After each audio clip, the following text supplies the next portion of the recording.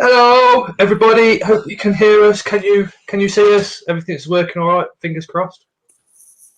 I've got it coming up live, and it doesn't appear to have started.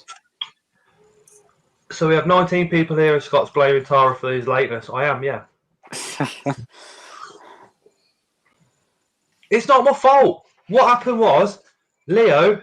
You'll know who Leo is now.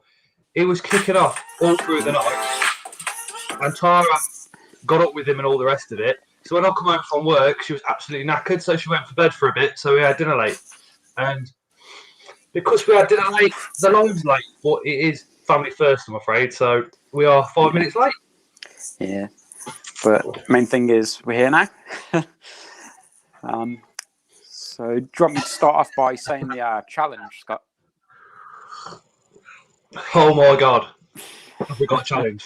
Well, Yeah. I haven't. Second City Serpents has. Yeah, so there's two parts to this. I'm on, at the time of starting tonight, I was on 51 subscribers. If I can get an extra 15 to get up to 66, then I'll be doing something at 10 o'clock. The second one that I didn't mention to Scott, the second condition is if we can get £25 in super chats for Scott, then at 10 p.m, I will eat one of these on camera. Sod that. So, yeah, they're about 2 million on the Scoville scale, so it's going to be painful and probably quite entertaining for anyone watching. He did mention the Reaper to me, and he said, "You're gonna have what? You're gonna try one?" I was like, "No, just outright, no." Mainly because if I have anything that's super hot, it really, really hurts my stomach, and I do have to be very careful with stuff like that. So yeah, I dread to think of the aftermath. I said to Carl, I says, "You got milk ready?" He says, "Yep, got it in the fridge." I was like, "You got toilet roll in the fridge too?" Why? Oh yeah. Yeah, it's gonna sting a little, I think. It's gonna hurt tomorrow. Mm-hmm. So, Happy Ant, if you could please drop Second City Serpents channel link down in the comments, and if we can get them up to 66 subscribers, that Caroline Reaper chili, he will be munching. Yep, on camera until it's all gone, like swallowed everything. Hi Brandon, hi Ben's Pets, hi Anton, hi Mark the Spider Guy, hi Sean, hi Happy Ant, Northern Exotics, hi Richard. You're an absolute knob, by the way, Richard. That box, you're just a knob. The video is recorded of what Richard sent me, so you'll be seeing that in the next couple of days. Hi Urban Exotics, Lewis. Hi Spider 1978. Hi Dale. Yeah, and I don't know how many comments Richard's got on his unboxing of Clint Reptile's jumper. But as soon as he gets 20 saying Princess Richard, please don't say his video's good. Don't give him a big head. Don't say nothing like that. Just Princess Richard. And as soon as he gets 20, the next live that he comes on with us guys, he's going to be dressed up as a princess. He's got to be close now, surely. Must be. I know on the day I did it, about 6 other people went and did it as well. It's got to be 20 different people. I've done it. You've done it. Yeah. God knows. I know a lot of people have popped over and done it so far. But yeah, we're going to get there. But like I said, don't comment your videos are great or anything like that. Do not give him a big head. His head's big enough. And now he's got his Clint's Reptiles hoodie. That's it. He thinks he's the athlete now. Do you know what I mean? Ooh, VIP now. Clint's Reptiles messaged him asking what Princess Richard is.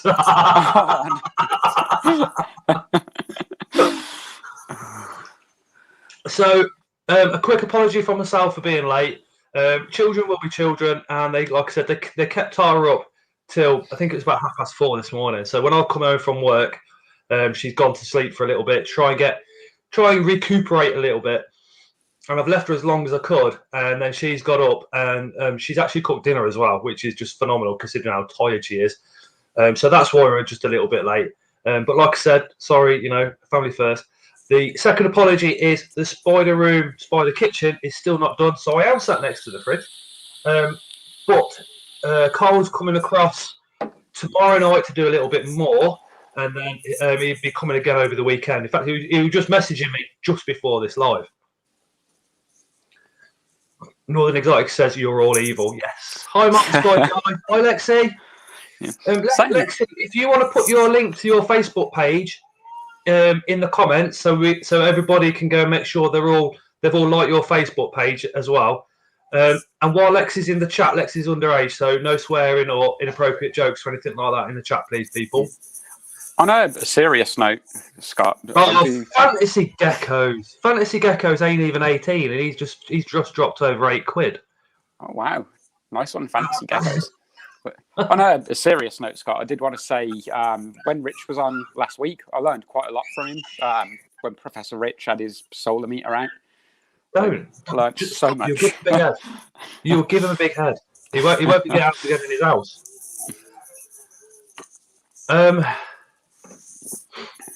I can't say that. Chihuahua.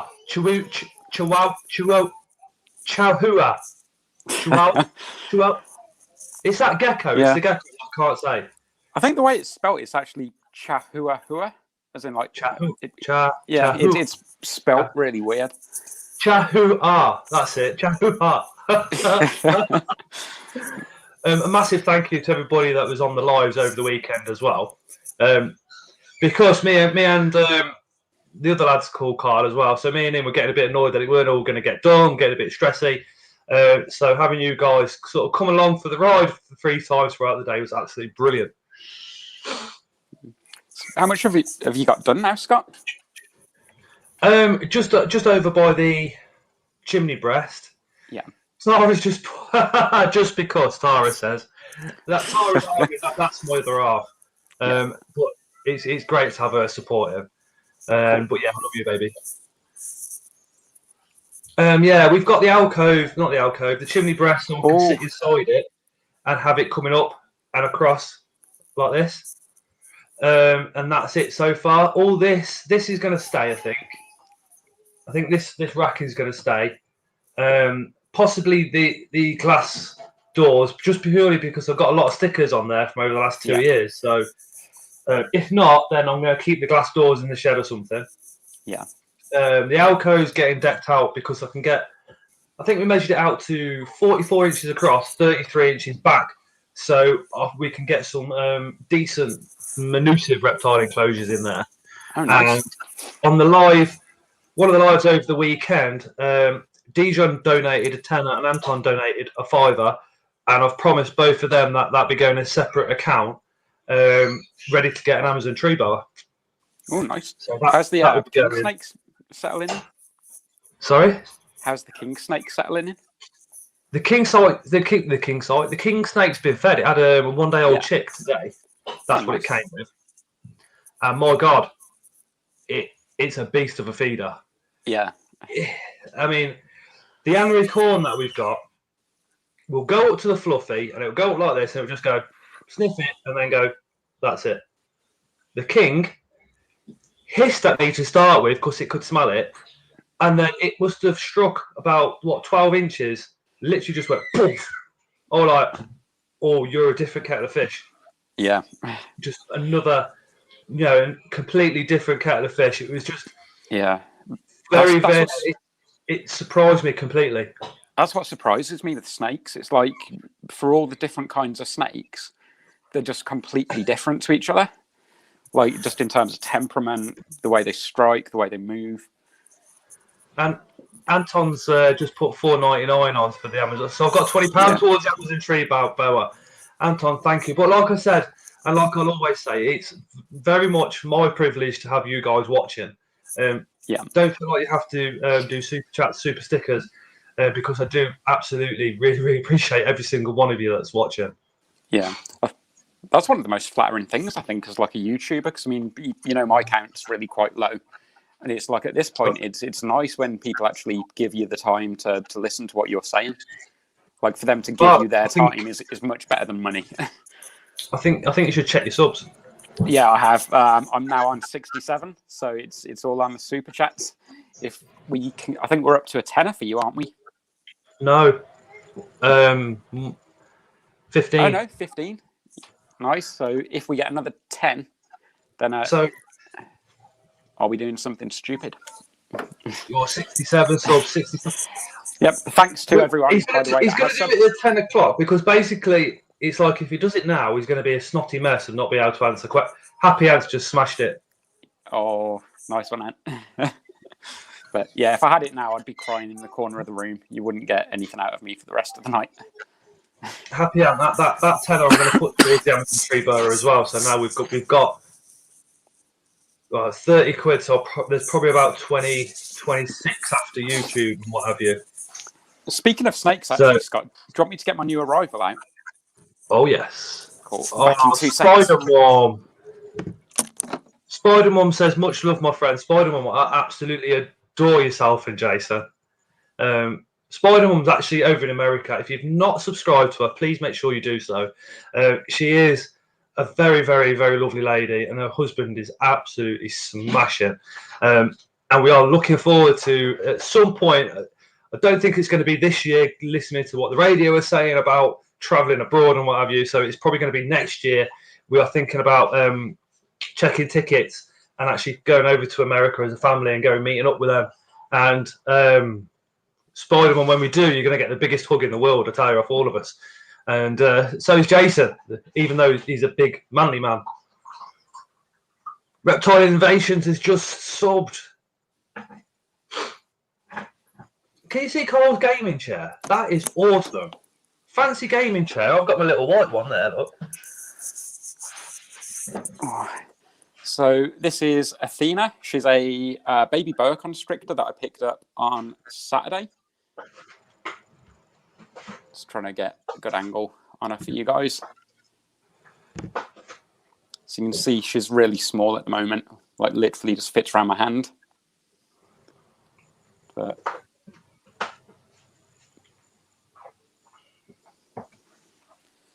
and what size will that one get up to?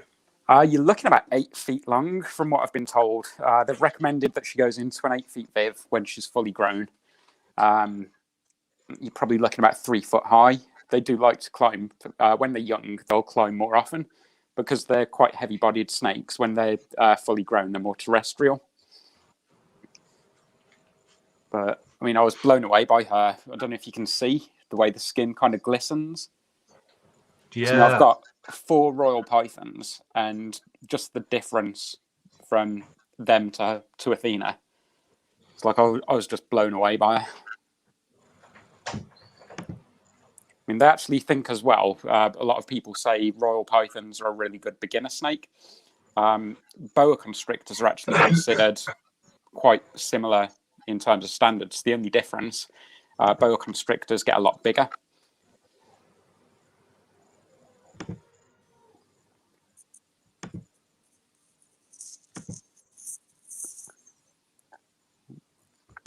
Ooh, just noticed Reggie's got 2 boas. Yeah, I think it was Reggie asked what your favourite snake is. Ooh, favourite that I own or favourite out of the whole planet? Go for both. So the favourite that I own, I shouldn't really have favourites, but I would say it's probably Odin. He's the banana royal python, the first one that I ever got. He's coming to 2 years old now. I'll get him out in a sec, actually. Favourite one in the entire world, I would probably have to say, is a variable bush viper. So for anyone who's not seen any pictures of them, they're the ones like the really bright, vivid colours with like almost the eyelashes. I think they're called bush vipers, pit vipers, but the technical name, I suppose, is variable bush viper.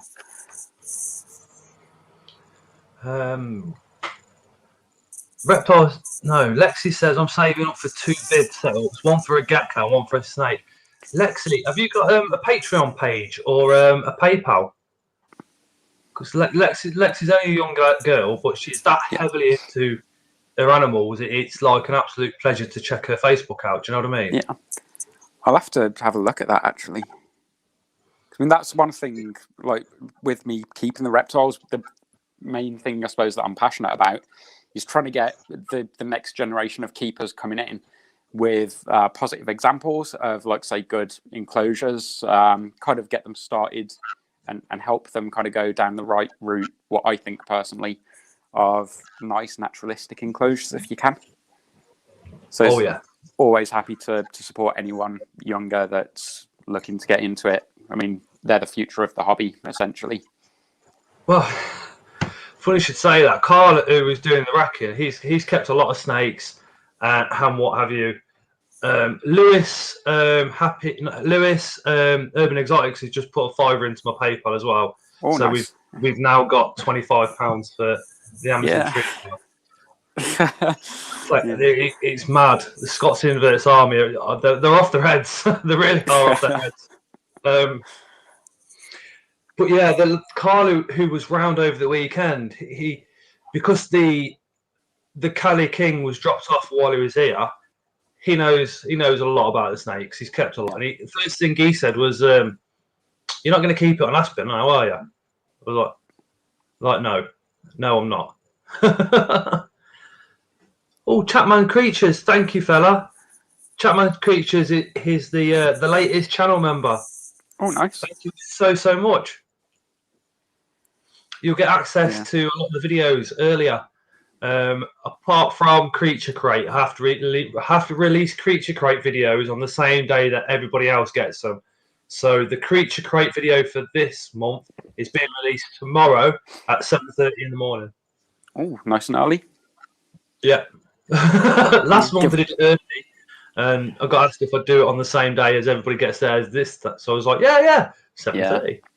Yeah, I mean, do you ever get burnt out or anything with the amount of videos you do? Because I mean, I've only been going like a year, and I'm probably like every maybe 2-3 weeks I'll try and get one out. But I know, like, you guys, you've normally got a few a week. Sometimes, like this week, has been a bit mental because we've had what we were doing over the weekend. Plus, we picked up the Creature Crate over the weekend, so I filmed that ready, thinking, well, that's one video done. Yeah. And then Richard went and did his thing, so I've had to film that tonight before doing this. So I'll edit that on my work break tomorrow and upload that tomorrow night. We've got an OBT coming as well, mature male. So I'm going to have to video opening that, and then over the weekend we are then going to pair it up. And then we've got a Spider Shop unboxing as well. And then we've also got some caterpillars coming. So there's quite a few videos this week, which I'm going to try and spread out over this week and next week. So fingers crossed I won't have to film or edit next week, so I can literally just have a bit of time off. Because sometimes what happens is you put out a few videos and they're getting like 200 to 300 views. Yeah. And then you put one video out and it'll get 100 views. And with me and my depression and what have you, that can affect me sometimes. So sometimes I do have to take a little break. Last time I took a break, Richard from Northern Exotics, everybody knows we're really good friends. Like, he was like, look, if you're going to have a week off, you're going to lose your algorithm. Not like I've got an algorithm, but he did a video that I could upload just while I was having a bit of a chill break. Yeah. Urban Exotics UK, thank you, mate. Thank you, Lewis. I did say thank you earlier, fella, for putting that $5 in my PayPal. Yeah. And I just want to say thank you as well again to everyone that's subscribed. Probably won't be thanking you when I'm eating the chili, but until then, thanks. Right, I'm just going to pop this little one back, and then I think I'll get Odin out. Oh. What's Odin? Is it Odin? Odin, the god of the underworld, or is he the carrier to the underworld? I can't remember. Unfortunately, the Cali King has now got a name. Tara's named him. Well, I say him. We can't see any spurs, so we are thinking female. I've discussed it with a couple of people, and everybody said the same thing. Don't try pop in, because I literally have no experience with snakes. But we have got friends over in Bedworth that have asked. That I said they quite happily have me round and teach me how to do it correctly. So unless they Unless I've gone around there and done it with them, I won't be attempting it with mine just yet. God of Thunder, Eddie says Fangless. Carl, Odin. Is he the god of the underworld? Hey, Moon. I forgot to say hi, Moon. I did wave when you said hi. Oh, my God. I had that scenario earlier. I promised that I would jump into a river if I got 250 subs. And Toby went and posted a bloody video about it. Odin is your father of all, says Keith Bradshaw. Hi, Keith. Yeah, when it comes to subs, I mean, I won't lie. I think it's every YouTuber's dream to be able to pack up work and do this full time. Yeah. But you're looking at needing between 80 to 100,000 subscribers. He's basically the god of all gods, like the god supreme, father of all the other gods. What about who Odin is? Yeah, I think he is one of the, I want to say Greek, but I think Norse mythology. Because he's in tarot packs as well, Odin. Yeah. Yeah, this is Odin. He's the first royal python that I ever got, and he's pushing 2 years old now. Or maybe even 3, actually. 3 in September. But he's been on a 6-week feeding strike so far. So I think it's breeding season. You can tell that there's females about, and he's got his mind on one thing. Oh, so he's just turning his nose up at food all the time now. He can smell the hormones. Yeah, I mean, I've got a female as well, Aowen. She, over the last probably month, has escaped the tank 4 times. Because it's got, like, the Viv Exotic locks, the turning locks with the key. Yeah. It's got one of them, and I never used to have to lock it, but she's figured out she can push her skin right up against the glass and slide it. So now I've started locking it, and then now she's figured out if she goes to the air vents at the back, gets underneath them and kind of pops the cables up, that'll pop the cover off. So I've had to super glue that. He does the same thing. He opens his Viv, so we've had to lock that off. Yeah. Charlie Marsh, it's Charlie's parents that were going to show me the pop-in. Says Odin is a god of war and of the dead. He rules over Valhalla, the hall of the slain. All Vikings who died in battle belong to him. They were collected by his female. Let me just scroll back up. By his female handmaidens, the Valkyries. Yeah, I think he's a bit too dirty to be the god of war. Oh, he looks good. Urban Exotics wants to know if that's a banana morph. Yeah, he is just a banana, so there's no other genetics in there, just the banana colour. I always originally thought I was going to go for an Exantic, which is the black and grey, the kind of like monochrome kind of colour palette. And then I saw this guy, and I just straight away decided I had to get him. See you later, Fantasy Gecko. Thank you so much for coming. Make sure you get that revision done if it's for school, fella. Reggie Reptiles. Wow, he is lovely. I got my first lock in breeding yesterday. Can't wait to get my first clutch. Congratulations. Oh, nice. Yeah. Scott, if you get someone to show you properly how to probe, it's better than the pop-in. Yeah. Yeah, I'd like to be shown both ways, just so I've got that experience. Because as you guys know, my snake experience is 2 or 3 months now with an anery corn, and that's it. So I do go off like a lot of stuff, like you guys are telling me. Second City Serpents is telling me and stuff like that. Do you know what I mean?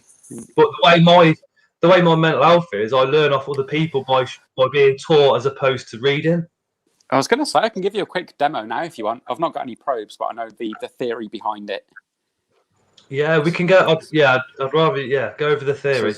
So basically, you can see Odin's vent there. What you do with a probe, you kind of they've got like 2 pockets. The hemipenes, which are basically snakes, have 2 penises. So they're quite a size, don't they? Yeah. Yeah.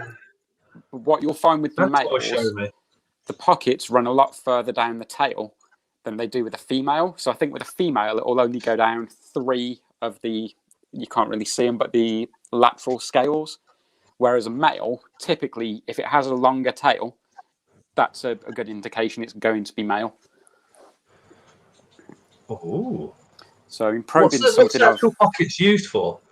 Because I would have thought, not knowing much about snakes, and I don't pretend that I do, I would have thought a female you'd probe and it'd go in a long way. Yeah. And a male you'd probe and it wouldn't really go in at all. Yeah, they're kind of like little, imagine like socks in a way that they put their, you know what, in when they're not using it. Ah, got you. So, because the females don't have them, they don't need as big a space to store them. But you'll feel the probe kind of slide in a lot further with the male.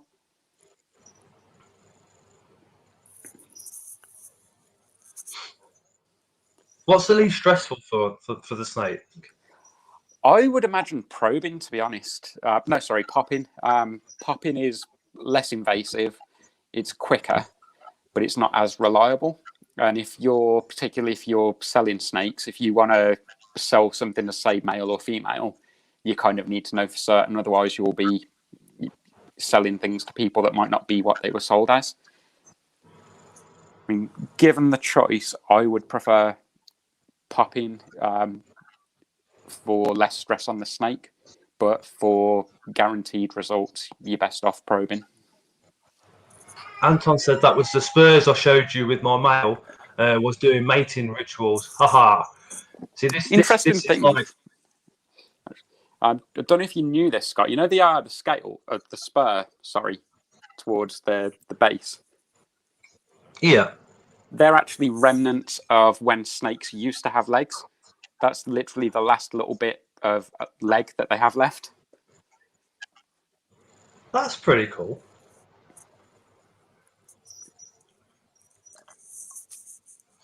I've got to ask, what's in the black viv? This one behind me. Yeah. I'll give you a proper view of this. So this was a DIY project that I did. Basically, my sister gave me a sideboard, and I had it for the best part of probably 18 months. Didn't do anything with it. And I had the bright idea that I wanted to get 2 tokay geckos. So I basically gutted the entire thing and kitted it out as 2 bioactive enclosures. The sod's law, both geckos aren't actually out at the moment. And the way I've built their tank, if they don't want me to get them out, then I won't be able to. But the log hides at the back there, I'll kind of talk you through how I did the background, because it was made of wood. So I yacht varnished it. So that was like a seal of varnish all the way through. Then from there, I did the expanding foam, then cemented over it to kind of make it into like a rock wall. Then, because I'm a bit OCD about that kind of thing, I painted it and then yacht varnished it again. And all the decor that you see is actually kind of built into those cement walls. So they've got quite a few hiding spaces in there.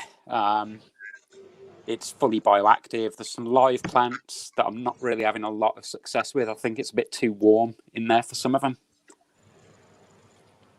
The first time we got the crested gecko off Charlie's in the chat off his parents, and they're breeding tokay geckos. So I did a video about lavender reptile giveaway that we were doing, and I said, "Here's our crested gecko." The guys also had Tokyo geckos. I thought it was Tokyo geckos. I kept calling them Tokyo geckos. He said Tokay. Yeah. And man, I got ripped. Anton literally just ripped me to death. But they are literally, as soon as you see one in the flesh, it's just your jaw drops, doesn't it? It's like my word. They are beautiful animals. The temperament is what kind of drew me to them as well. I don't think it's going to work out that way, because I think I've actually ended up with 2 males, but I was planning on breeding them. But yeah, I just love they're really ballsy animals. Like, they don't back down. No. They've got a reputation for being having quite a nasty bite. But for my 2, they would. And they've got plates. They've got plates with ridges. And they've got a real powerful biting strength. I think they can lock the jaw when they bite. Like, if they bite the soft part of your hand, they can literally just clamp on and hang off your hand. Oh. Yeah, I've been working with them actually for a bit of time because I'm trying to click train them. So, with a dog, if you get like the clicker, Yeah. I'm trying to get them to associate that click with feeding time so that they learn what it means and come out. But they're a bit slow to kind of take it, and they're quite cautious animals as well. I mean, I can hold them when I have to, but it's a bit of a circus. I have to chase them around the tank, and it just probably causes them quite a bit of stress.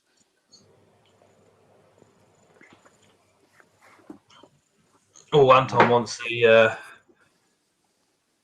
geckos as well. Yeah, I would recommend them, to be fair, because a friend of mine, her son really wanted a tokay gecko, and she thought it was a really bad idea.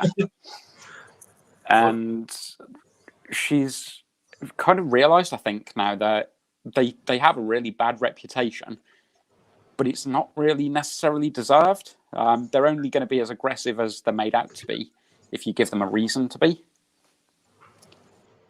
I mean, they're like most animals, to be fair. They'd much rather run away than bite something, 100 times as big as they are. It's very much the same in the invert world as well. If you heard the OBT, orange baboon tarantula, orange bitey thing, Pteronoculus marineus, that has got the reputation that if you go anywhere near it, it's going to rip your face off. The truth is, they've got a hefty whack to them. The truth is, people have been bit by them. Yeah. But because they're such common spider and they're bright orange, they seem to get more press than what some of the others do. Yeah. And in my opinion, I don't get much hassle off mine. Yeah. I'd rather deal with an OBT than a lividus for start off. But I guess that's the same with the reptile world as well, because the more popular the animal, and if it is a bit nippy, the whole press and people like to exaggerate, don't they? So that's I think stuff gets a bad reputation that way as well.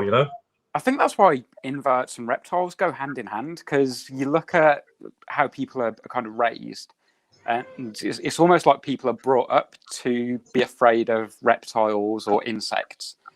And I just view them the same as any other animal. Like, you can, using Britain's Tiger King as an example, with the guy they had keeping the snakes. There's been like a load of uproar about that, saying, "Oh, it's bad," and yeah, it is. But at the same time, it's the same with any animal. You get bad dog owners, you get bad cat owners, you get bad fish owners. But for some reason, I think it's because of the stigma, maybe, that everyone thinks reptiles and insects are these spiteful animals that just want to be a bit of a dick, and they want to bite you because, why not? And they're just the same as any other animal. They're only going to bite you if you give them a reason to. I think with the reptiles and the inverts, I think a lot of people get dogs, cats, and the fluffies, and they go, "Oh, these are beautiful, these are nice, these are gorgeous." Yeah. And for us lot, it's like we're on the dark side of things. You know what I mean? We're on the dark side of the pet grade. we're on the Slytherin team. We're into the inverts and the reptiles instead. Yeah. But yeah, I think there's a lot of films around dogs, and they're all happy films where the dog goes off and saves somebody and all the rest of it. And then when it comes to reptiles, it's suddenly, well, here's a dinosaur that's going to rip your head off, or here's a Mexican redney that's going to kill you.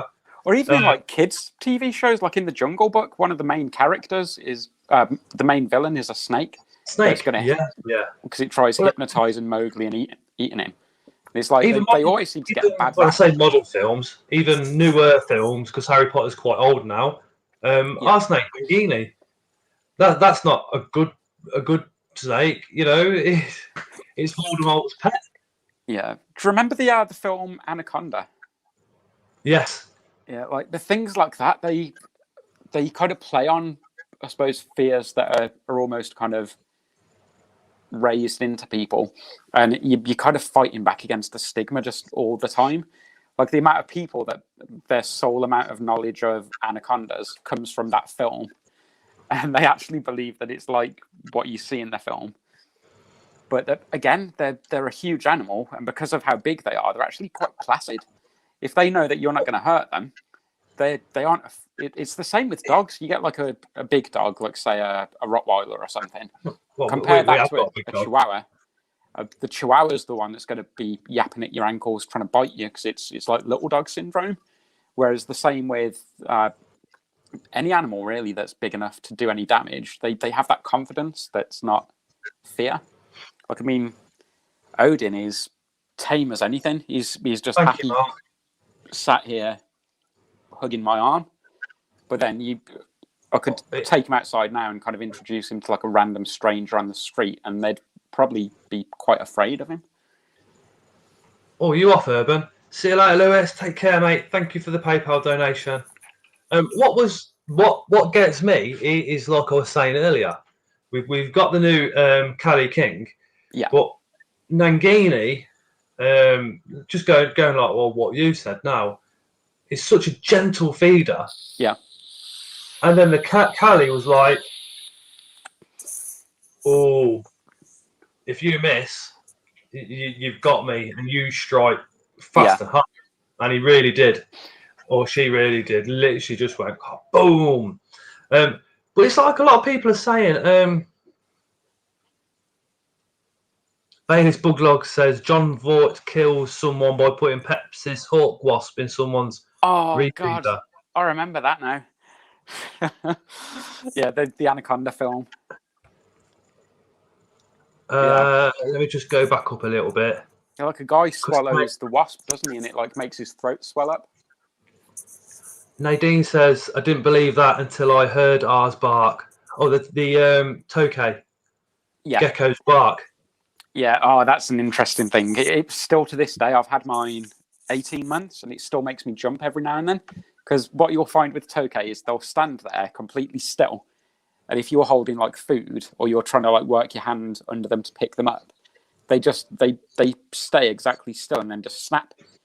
And the bark, it's kind of like, I'm probably going to butcher it and do a really bad impression, but you'll put your hand in and they'll just, all you'll hear out of nowhere is just, ow. It's like that sounds similar to because we've got the morning geckos. Yeah. It just sounds like a morning gecko on steroids. Yeah. I could imagine them being pretty similar, to be fair. Spider Guy says Peter's retech is as gentle as anything. That's actually Peter Webster's. He's got the channel as well. Hi, he's got his radio podcast.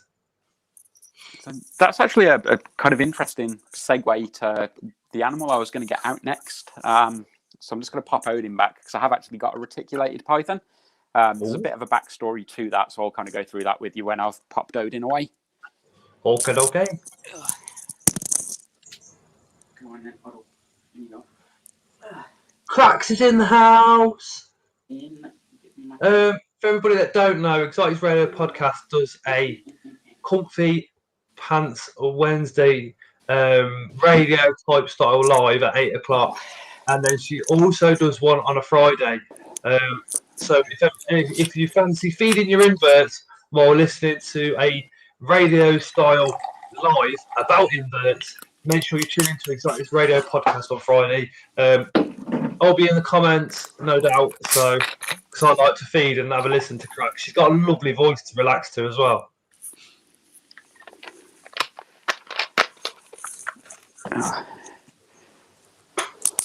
Hi, Mr. Krabs.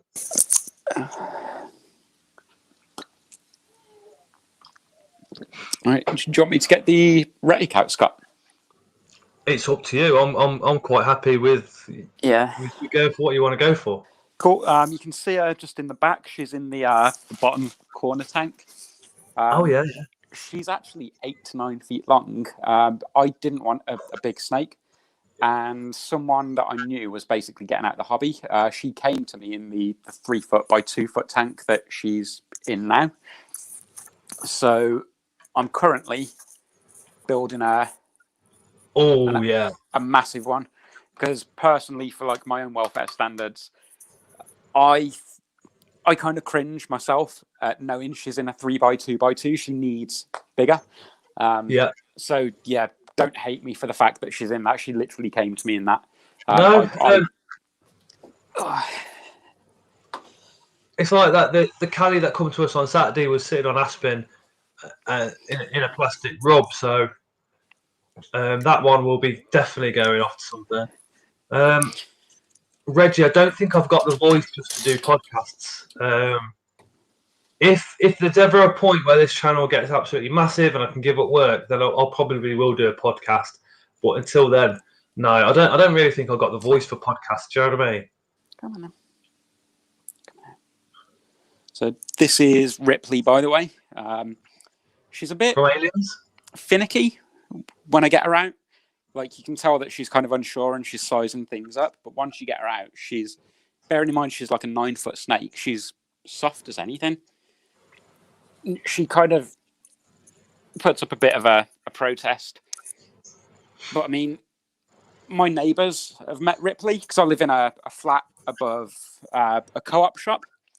So I've actually got a few neighbours that have met Ripley, and they were terrified of snakes. I'm just going to pop the headphones out because she's hard to handle with wires around your neck. Yeah, no worries. So, yeah, this is Ripley. I sometimes let her out to free roam the reptile room. But yeah, she's like an 8-9 foot snake. And again, she's fairly big. If she wanted to hurt me, she could. But it comes down again to education. Like, if you know how to treat the snake, if you know how to read the behavior, then you've not got anything to worry about, as long as you're not a threat to them. Yeah, that's why. I mean, chatting to people like Anton, for me, that's why we're going for an Amazon tree boa before green tree python next year. Hey, Kyle.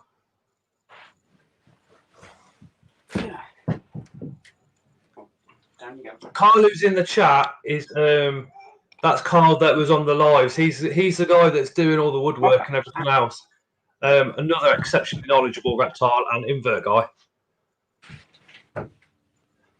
In fact, I'll put his comment up. So, and again, all the racking that's going up would not be possible without Carl.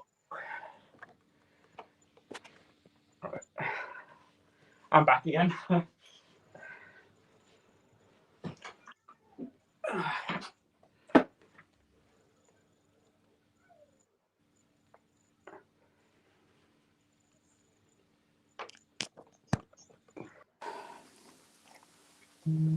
Reckon you and matey from Northern Exotics are class to watch. Banter wicked, don't doubt yourself. Something we all do so much. Maybe we should get a couple of us to do some sort of podcast then. Sorry, I missed that then, Scott. I was putting my headphones in. Let me have a little think about it. Because on top of my normal job and what we already do, with family and that, it's a lot more work. Plus, Crack's Exotics Radio podcast does an amazing job of doing 2 radio podcasts a week. So I really wouldn't want to intrude on her. Do you know what I mean? Did someone say Amazon tree boa? Anton with the 499. What? Yeah. I can't remember. Are we on 20? Is that £25 towards the Amazon tree boa now? Yeah, all right. Well, 30 maybe. 30, I think. Was it 30? Yeah, I think you said 25 earlier before Anton added another £5. Oh my god! Yeah, you'll have one by the end of the week. It's not as simple as that.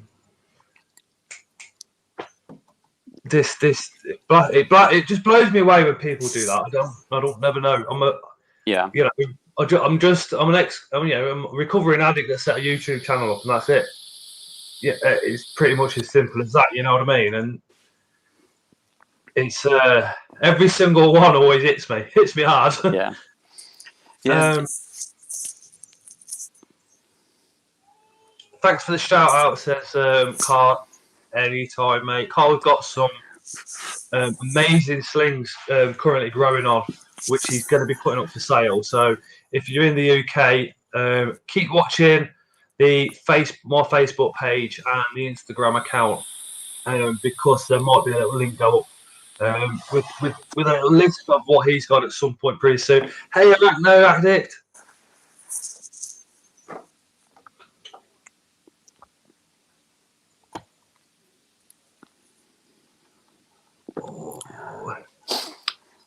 Intrude all you want to the Exotics Radio podcast.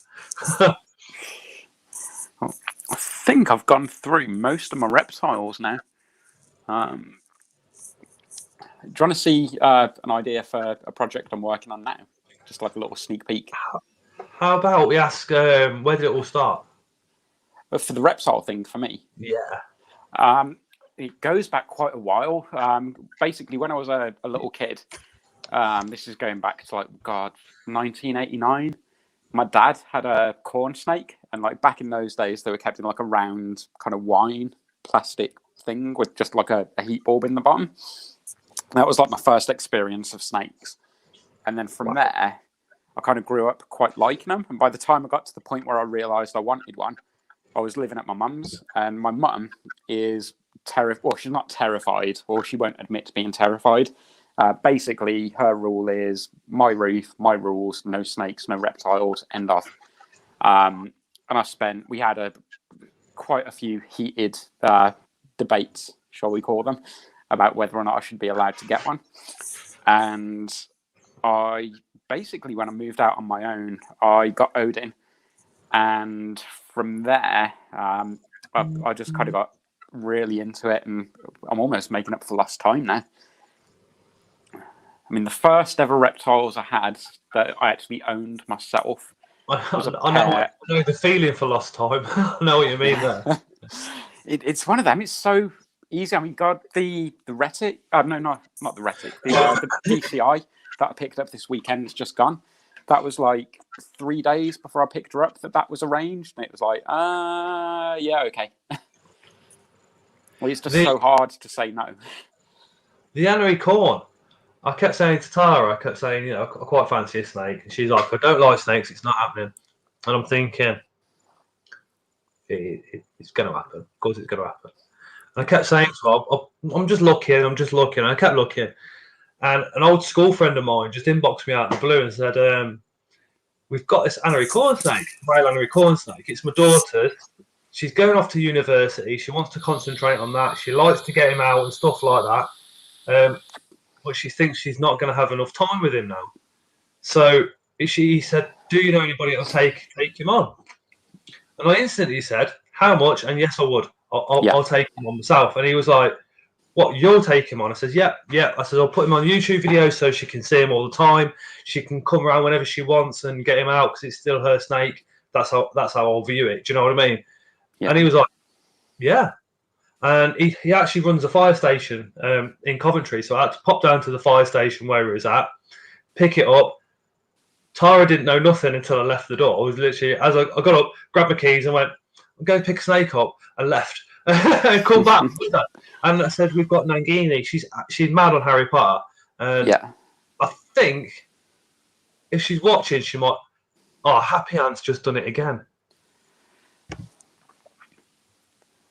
Right. Is it a bird? Is it a plane? No, it's a boa. I'm just thinking, Scott, 'cause my phone battery's running quite low. I might try and jump onto the stream through the iPad instead. Yeah, go for it. And then I won't need the mic then, because that's right in front of me. Yeah, but that's how we ended up with Annery. And then I've been after a hognose for a while, and I kept thinking, I'll get a hognose. And I keep looking on Pretty Loved. And the Cali corn, the Cali King, come up on there. And this is what everybody needs to do especially when you buy the inverts and stuff, because you do stuff and you think, well, that's expensive, and then you've got to then get that past your partner if your partner's not into it. And what happened was it was being sold for 40 quid. So I thought, do you know what? I'll be cheeky. I'll just offer 30. So I did. And then they said that, well, they've been messed around a few times. Can you put a deposit down? So I thought, all right. I thought I'll risk it for a biscuit, and I dropped him a tenner via PayPal. And no word of a lie, he turned up with it for literally. I just PayPal'd him the extra 20 quid when he was here, and it's here. Chapman's Creatures, thank you so much. Sorry. Would you mind sending me the link again, Scott, for the video? Would you mind resending me the link to join the video on the iPad? For some reason, it's not loading up when I try and get into it this time. Should literally just be a case of swapping from phone to the iPad.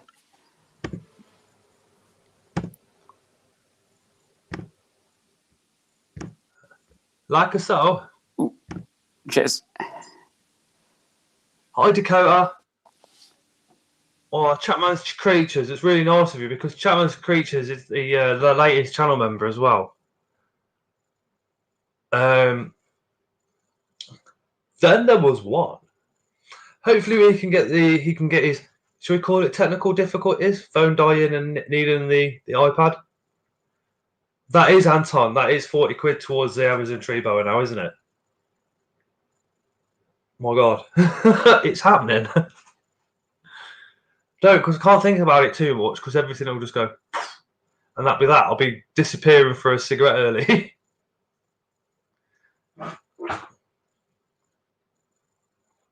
So hopefully, let me just. I do keep looking down at the laptops here, so this is where I can see the comments, and the camera's obviously here, so that's why I keep going to and forth. What I'm going to do is I'm just going to pop onto Facebook, just to see if we can see what's going on. So fingers crossed, it'll pop back on soon. Scott, when are you getting a boa? We've now got 40 quid towards it. But YouTube only pay out once a month. They pay out through AdSense on the 11th. So if it's not this, it'll be the 11th of next month. We'll have this money. Do you know what I mean? So the 11th of next month we'll start looking, and then that'll be just mind blowing. Scott, when are you getting a boa? Yeah, literally it'll be next month. So the money from this will be going over to next month and grabbing it then. My mum sent you an Insta DM about the live stream, Scott. So Toby's Exotics, which we were talking about a live stream. I'm not going to put words into his mouth or anything like that just yet because I don't know what his mum said. But basically, Toby has a significant amount of subscribers. He's gone well past 1,000. He overtook me. He's absolutely awesome. If you've not subscribed to Toby's Exotics, make sure you do so because that kid is literally going to be the next Paul Cafaro. He's going to be hundreds of thousands of subscribers. So what we thought about doing was running a Scott's Inverts live on Toby's channel at some point in the future to help get his hours up. But me and Toby both said we need permission from his parents before we do anything like that. So I'm going to have a conversation with his mum, and if his mum and dad are comfortable with it, and then if we can get some decent, all my moderators are good, but I'll need them all for that stream over on Toby's channel just to make sure everything's all right in the comments. But that's basically what that is.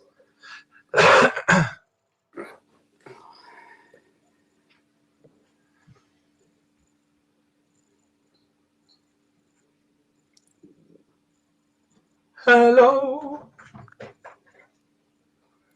Right, I'm back. Somebody's coming into the kitchen. I'm putting my ice cream back in the freezer. Are you trying to be lazy or something? Yeah, that's basically what we're going to do. We're going to try and boost Toby's watch time up to 1,000. I think he needs something like 2,000 or 3,000 more hours. So if you guys could literally just leave every single device you've got running on Toby's channel, get him up there, get him monetized, then we can become channel members on his channel, do super chats when he goes live, and get him some financial backing so he can explode his channel. Because like I said, that kid is going to be massive in the future. Carl is the new. Sorry, Chapman's Creatures. We have a new channel member, which is Carl McCauley. Thank you, Carl.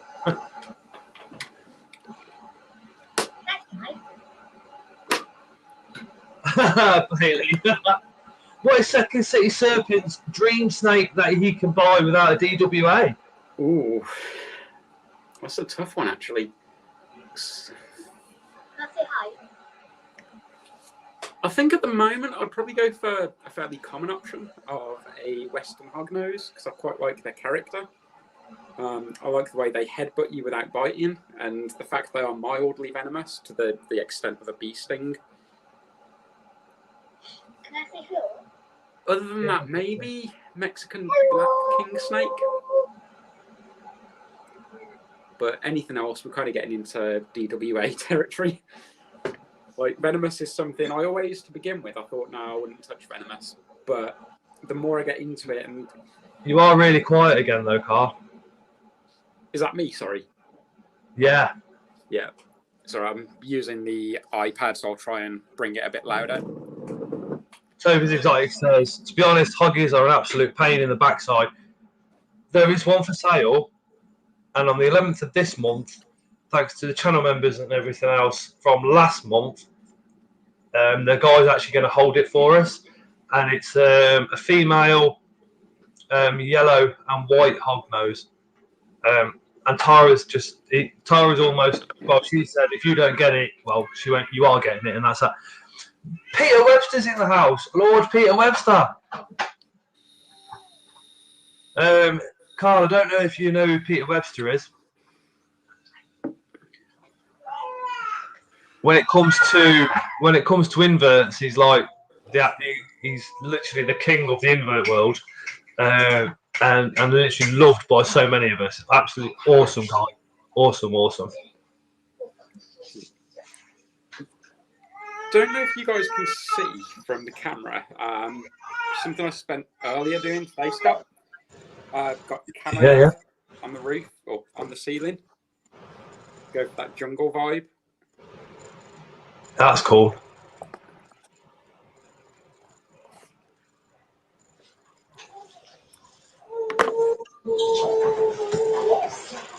Is that better with the mic now, Scott? Is that any louder? A little bit, yeah. Hi, Captain. Anton says, I want a room like that.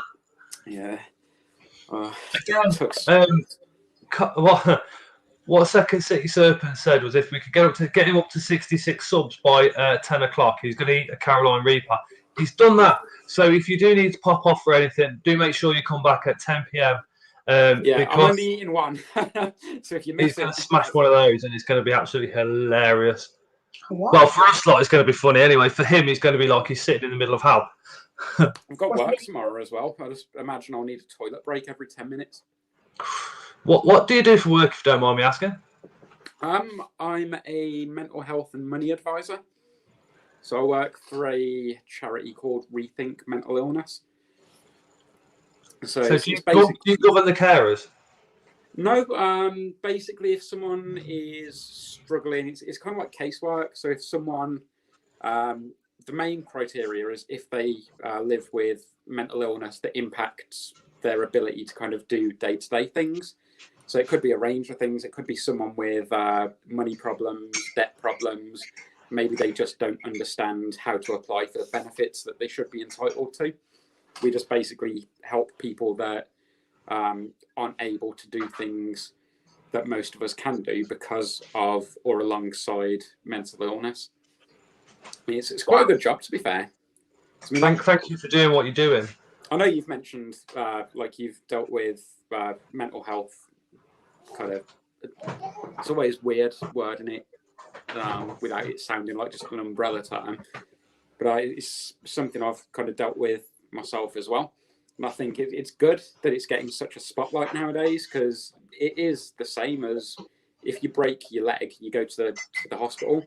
If you have like a breakdown or anything else, then there's not as much support available, and it's just as important as physical health. Especially with COVID going on and everything.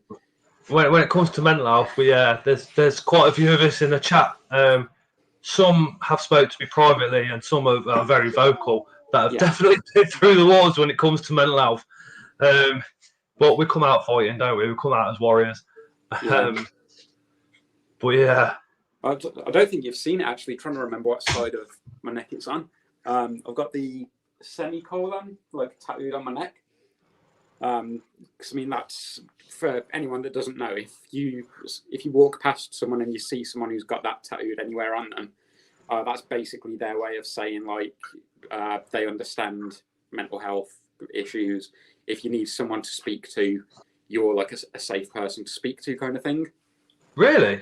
Yeah. Can you send me a picture of it? Because I'll have it on the side of my head. Yeah, sure.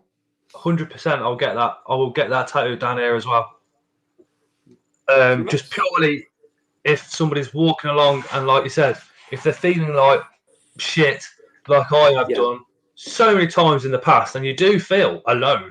And when I say alone, it's worse than feeling alone because you feel completely alone. It's so difficult to explain. Yeah, like it's weird how skewed your perspective is. Have somebody with that where you could just touch them and they'll go, "What's up?" Yeah. I think that's part of the problem because, like, it's so like in your own head that when you are dealing with that, you kind of assume that you're on your own and that no one is going to understand. And one thing that surprised me actually when I was most recently diagnosed, the amount of people that came forward where I was working at the time and said, like, I've kind of got similar. If you ever need someone to talk to, speak to me. And it turns out, like, probably a good third of the office were kind of under treatment for some kind of mental health issue. So it is a lot more common than people are aware of. It's, I think, almost today, it's like a symptom of society, like the way we live our lives. I mean, you spend 40 hours a week at work. Then if you, like yourself, you've got like kids that you need to look after. You try to keep so many plates spinning at the same time. I think it's us lot with the mental health that make the world a more colourful place. Yeah. Because those that haven't got the mental health seem pretty boring. Normality to me seems pretty much a very boring place to be. Yeah. My mad interpretation of it all seems a lot better. Yeah, I think it's one of them. Like, there's a saying, if you didn't laugh, you'd cry, and it's like I kind of get that now. Like, I've been through like the worst end of it, and now I'm quite dry and sarcastic about my own. Karen Watson says that I'm an ex-mental health nurse. I'd love that tattoo also. Peter Webster says I'm a qualified carer, having dealt with mental and physical issues whilst living with mental health issues. Yeah. Peter is a very, very strong guy. Very, very strong guy. I've got so much love for that man. Met him a few times. And my God, he is literally one of the most welcoming guys I've ever met in my life. It's him and his whole family. Yeah, I've always noticed, actually, people that have been through those tough times generally tend to be a lot more understanding and supportive of the idea of someone else maybe going through something similar, because you know what it's like to go to that really dark place. So if you can, like, give someone a hand out of that. Even Churchill went through it, and he wrote the Black Dog book, didn't he? Mm-hmm. Don't know if you guys can see. Nadine says, I've got a semicolon butterfly on my wrist with stronger below it. Oh, nice. Can you just show us that tattoo in detail, just because I know somebody was looking at it and thinking about it? Mine, you mean, or? Yeah. Yeah, it's not the best. I've got to get it filled in and get the outline done because it's kind of faded as it's healed. But I don't know if you can see that. Yeah. I'm going to have a look. Yeah, if you type in to Google, it's semicolon. And it's just like a universal mental health symbol. Like the reason they picked the semicolon is because typically it's used in sentences to say it's the end of this particular phrase, but it's not the end of the whole thing. It seems like quite a positive message to send with the mental health thing of like, yeah, things are kind of at this point. That's what Anton's just sent. Oh, is that a snake? Yeah, is it in focus? Yeah. Yeah, I would just struggle to make it out because the screen's like really small. Oh, nice. What snake is that? Oh, it won't. I love the way you can see the snake's teeth. He sent me a picture of that and he went, this is going to bite the crap out of you. That was a tree bar. Oh, nice. just think we are luckier these days as there is support around. Years ago, they had little to no help. There was nothing when I was a kid. We got sent off. Well, I got sent off in middle school to a special, well, what they called a special school every Wednesday afternoon, and we spent hours throwing a ball at each other and saying our names, and that was it. That was their idea of sort of trying to get us to communicate instead of trying to find out what the real reasons were. And the real reason for me at the time was my stepdad was an absolute. I think we've still got kids in the chat, so I'm not going to go into details. But yeah, he's a plonk donk, or he was when I was a kid, not anymore. Yeah. It's scary when you think about what they used to do. Because I've only been in the job that I'm doing now for about 4 weeks, and they were kind of talking through the history of mental health, like back in, I'd call it the dark ages, but it was only probably 100 years ago, where they do like electroshock therapy and lobotomies. Yeah, closer than that. I was in care 10 years ago before I had another episode. Yeah. And I looked after a guy in his 70s who used to sit and do this and hum. I used to take him out because he used to love a whiskey. It was the only time he'd smile was after a whiskey. And he was in a local institution that I know of. And I remember people referring it to as the madhouse.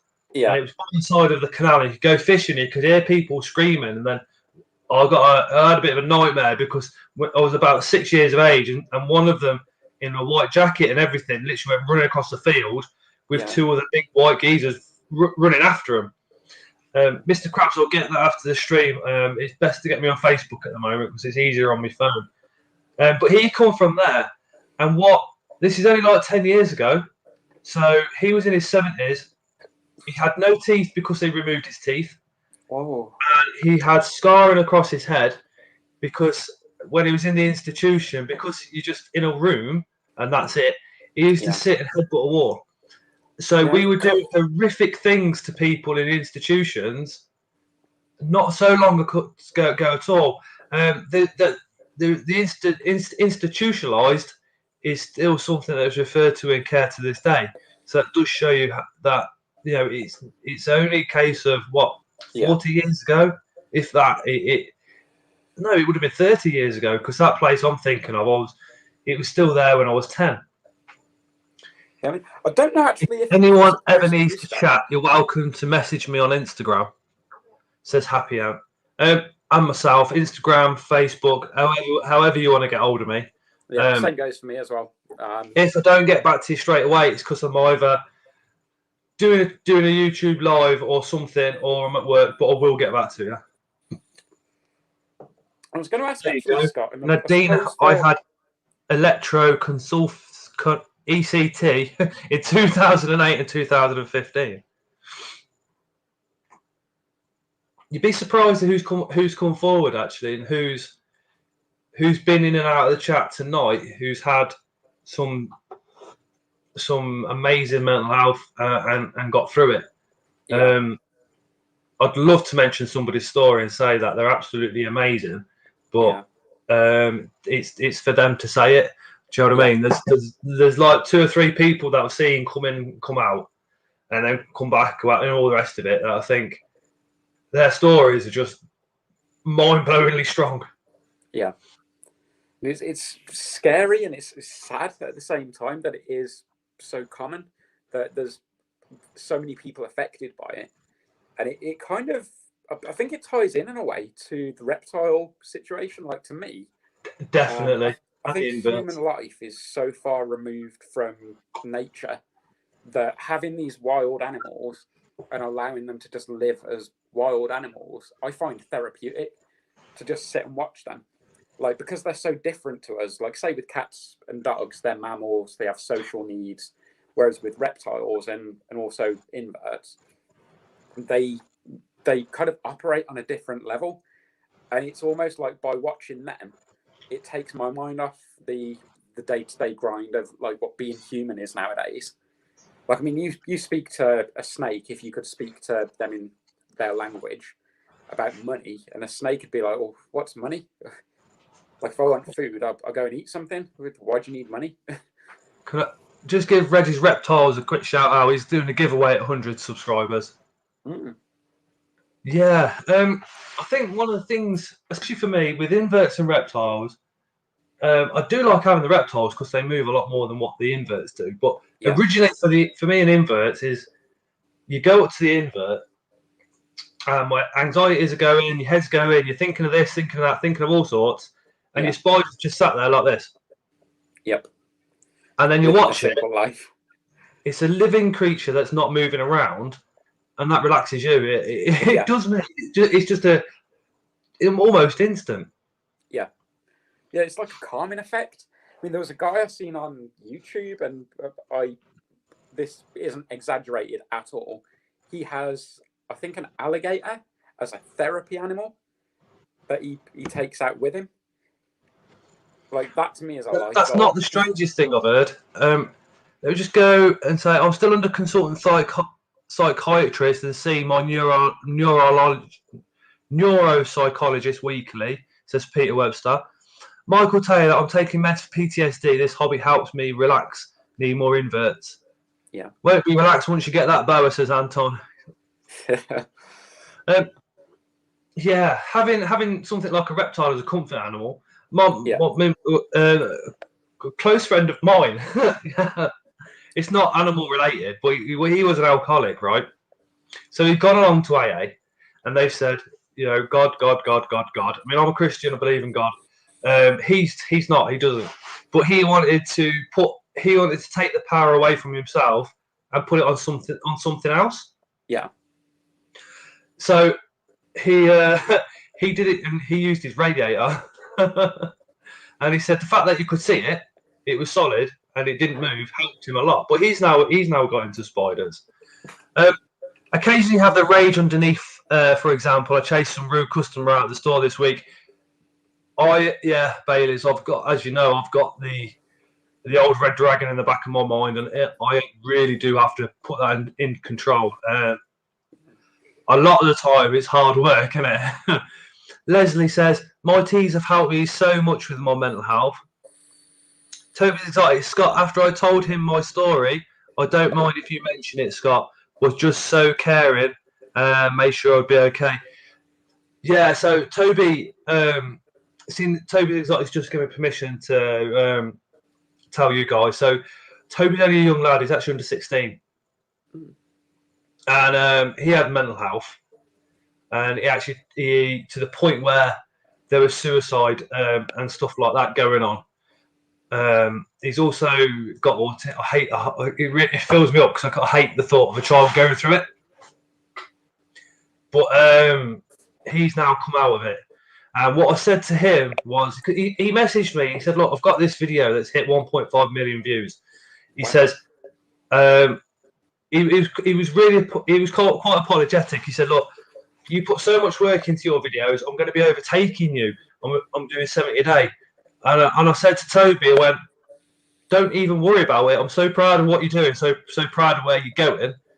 You just make sure you go out there and you show the world what autistic people can do." And fingers crossed, he will be absolutely massive. I think he's phenomenal.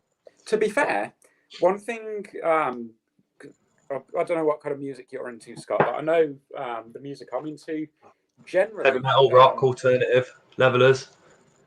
Same. I know in the past, like, Machine there's been Metallica. examples of people with autism. Well, that was just the snake knocking over a plant. There's been people with autism that literally understand things on such a complex level, like genius musicians, genius mathematicians. Like there's certain things that they can just do so much better than everyone else, and it's almost it's amazing the level of talent that they can have. Wasn't Einstein autistic? I don't know, actually. All I know about Einstein is he had a bit of a weird haircut. Einstein he skipped maths lessons because he found them boring. Yeah, as I a can child. believe that, to be fair. Where were we? So how long have... Let's get the track and let's get back onto the reptiles. Yep. So we've got how you got into it. We've done that bit. Why YouTube? So I'd kept Odin. I had a few snakes. So I've got basically a plan. I'll kind of call it the Holy Trinity.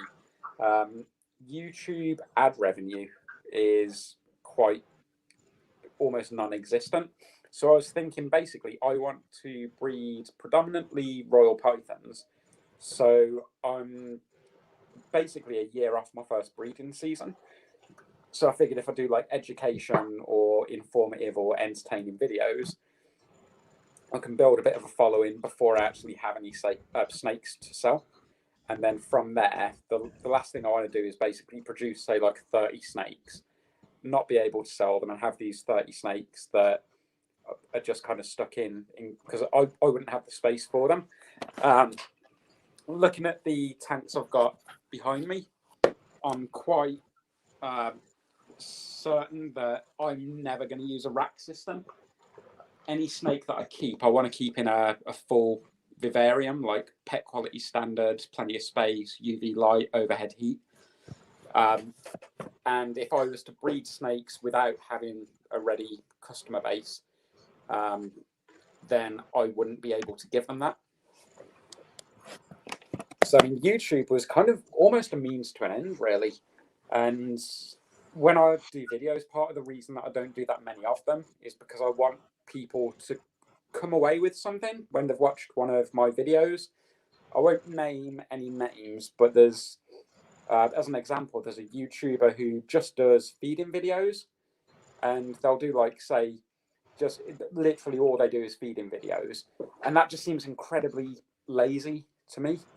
Like, say with the chili for tonight, like, But if people will get it that makes as them a entertainment. lot of money, Say that again, sorry. if it makes them a lot of money, and if it's expanding their collection, then I can understand it in one way. it depends how it's done, doesn't it? It really does depend how it's done and how they keep their animals.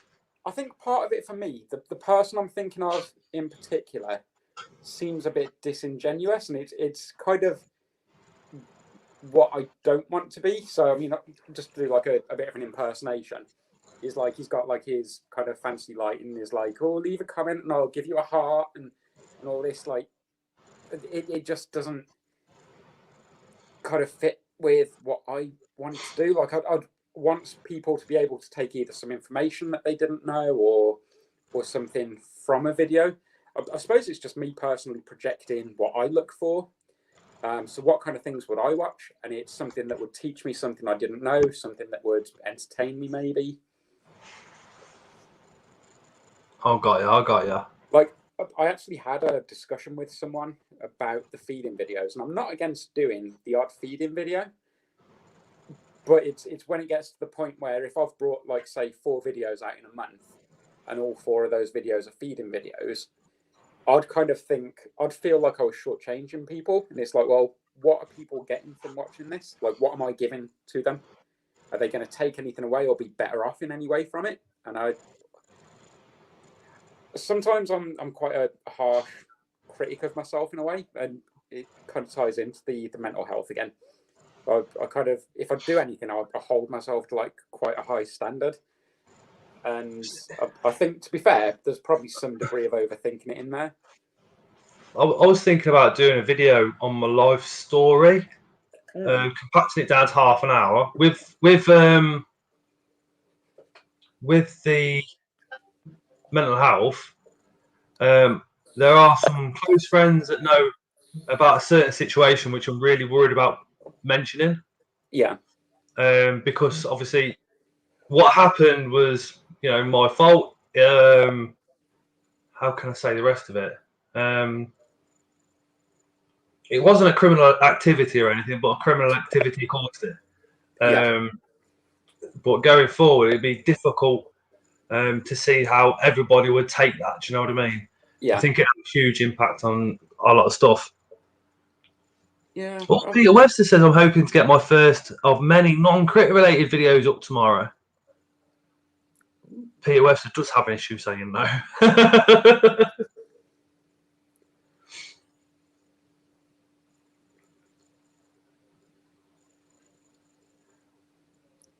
So where do you see your channel going? Well, that's a good question, actually, because I was just looking at the comments then. Realistically, I'd like to build... I'm not so much bothered about numbers, but I'd like, I suppose, to boil it down, for me, it's like the respect of my peers. I'd like to kind of be... I'd rather have less people following me, but the people that do follow me know that they can take what I say at face value. They can trust me. I know it's low-hanging fruit, but Brian Barczyk, for example, does a lot of clickbait, and it's how to make money from reptiles, Brian. I think. Yeah, and to me, it's some of his setups in his zoo are absolutely fucking amazing. Yeah. And then you go out the back and he's keeping big snakes in a little rub like this. Yeah. You think, hold on a minute. On literally newspaper with a water bowl for the whole life. And it's I know there's a lot of breeders out there that use the rec system. And I'm not criticizing anyone that does, but my way of looking at it is reptile technology has come along quite far in the last probably say 15, 20 years. And I don't think the keeping standards have kind of kept up with it. Because I know if you look at like the 5 animal freedoms, which are the basis of animal welfare in England, the main one of those is to allow the animal to express natural behaviour. And part of that, in my head, means simulating the natural environment. So that's going to be overhead heat. It's going to be a day and night cycle. And I mean, you've probably seen them, the rub things that aren't transparent. They're just like a block colour, and no light gets in there.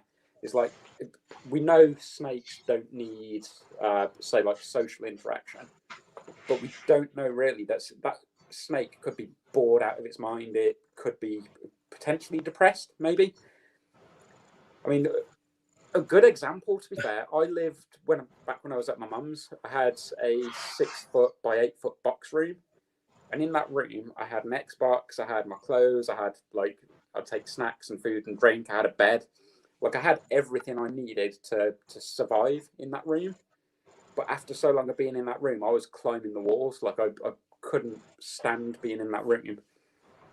And I suppose in a way, I'm kind of anthropomorphizing. Because I hated that environment, and I wouldn't want to kind of subject an animal to that same thing.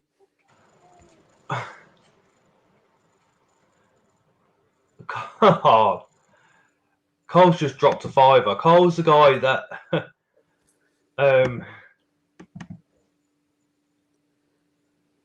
Cole's actually the guy that's building the racking for me. He's top guy, and he's fast becoming a close friend of the family as well. Yeah. So thank you, Carl. You kept saying, "Oh, I'll help you like that," and I was like, "No, don't. You're doing enough." Oh. Yeah, just one top comment. guy. I just noticed Spider-Man said for breeders it's necessary. Is that for the rack system? Topless Carl says happy Ant. Hi LinkedIn. My female hognose was in a huge epic setup, but just wasn't eating, so I had to downgrade her into a small tub. It's the only way she'd eat. What I might do, Carl, is leave you for a second while I go and have a cigarette. What I'll ask the Scots Inverts Army to do in the comments is to ask a few questions directly to Carl at Second City Serpents. I'm going to go in the front room and just move the internet forward a little bit because I seem to be freezing a little bit. So I'm going to pull the Wi-Fi a bit closer to the kitchen, see if I can't increase the bars, and hopefully that will stop that happening.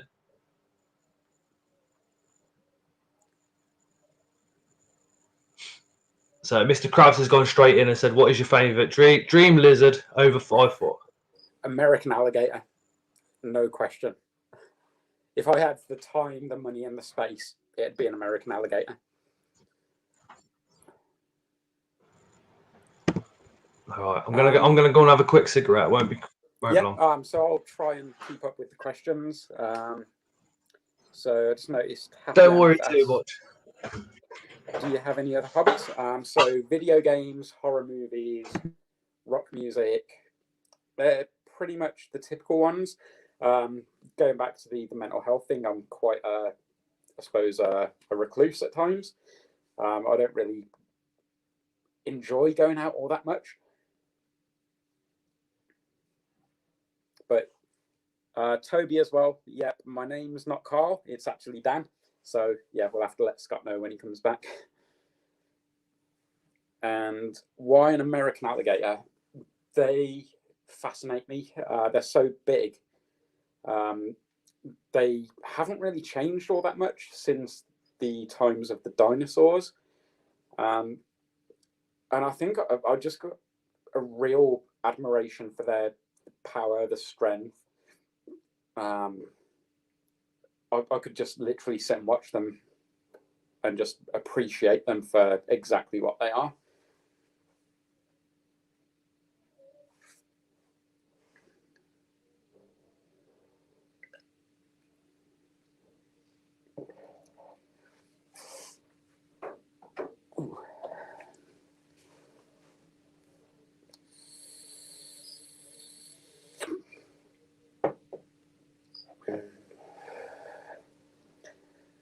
Favorite monitor lizard? I don't actually have one.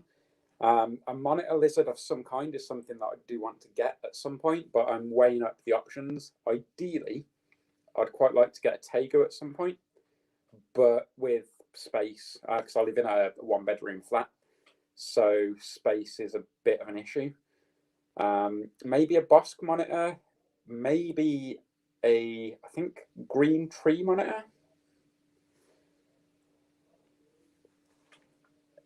And Happy Ant, what gave me the idea for my channel name? I'm in Birmingham, and I'm a bit of a fan of. One of the few things I remember from school is when they said alliteration is basically words that start with the same sounds, like second city serpents. Second city being Birmingham, serpents being snakes, and it just kind of rolls off the tongue. I would probably say Mark the Spider Guy. I prefer lizards. They fascinate me more, but I have more snakes than I do lizards.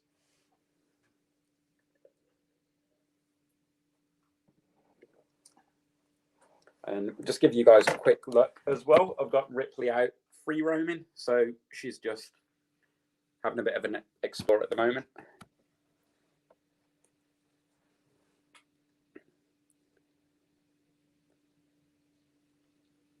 I did notice as well, Spider-Man and Anton, you guys are like in favor of racks, which is completely fine. I hate the idea of telling anyone what they should or shouldn't do.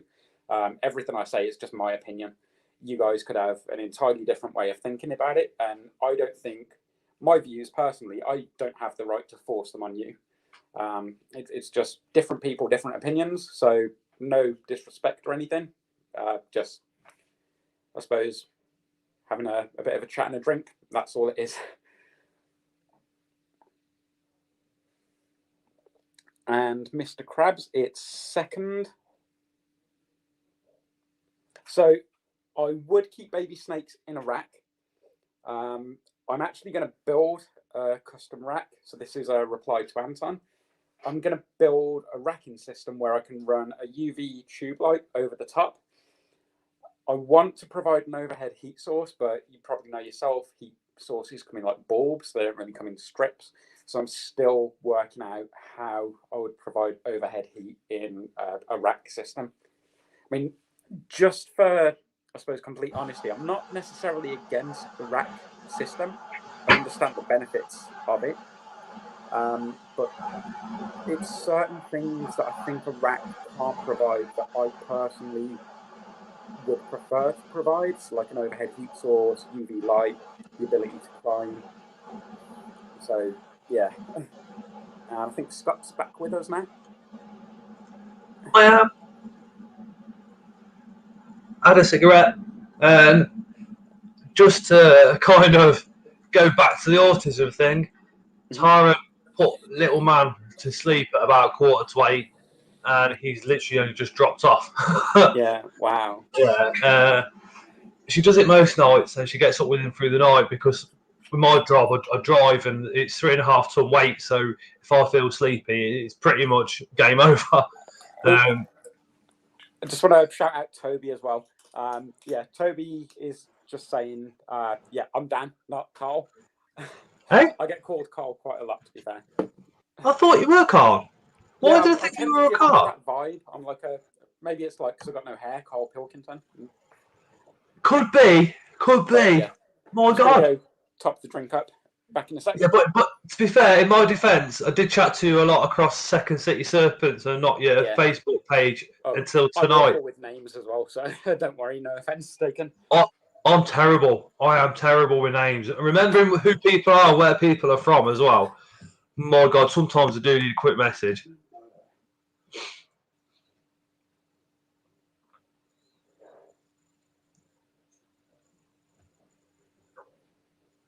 Just saying, for breeders, you need racking. For babies, says. Oh, we on about?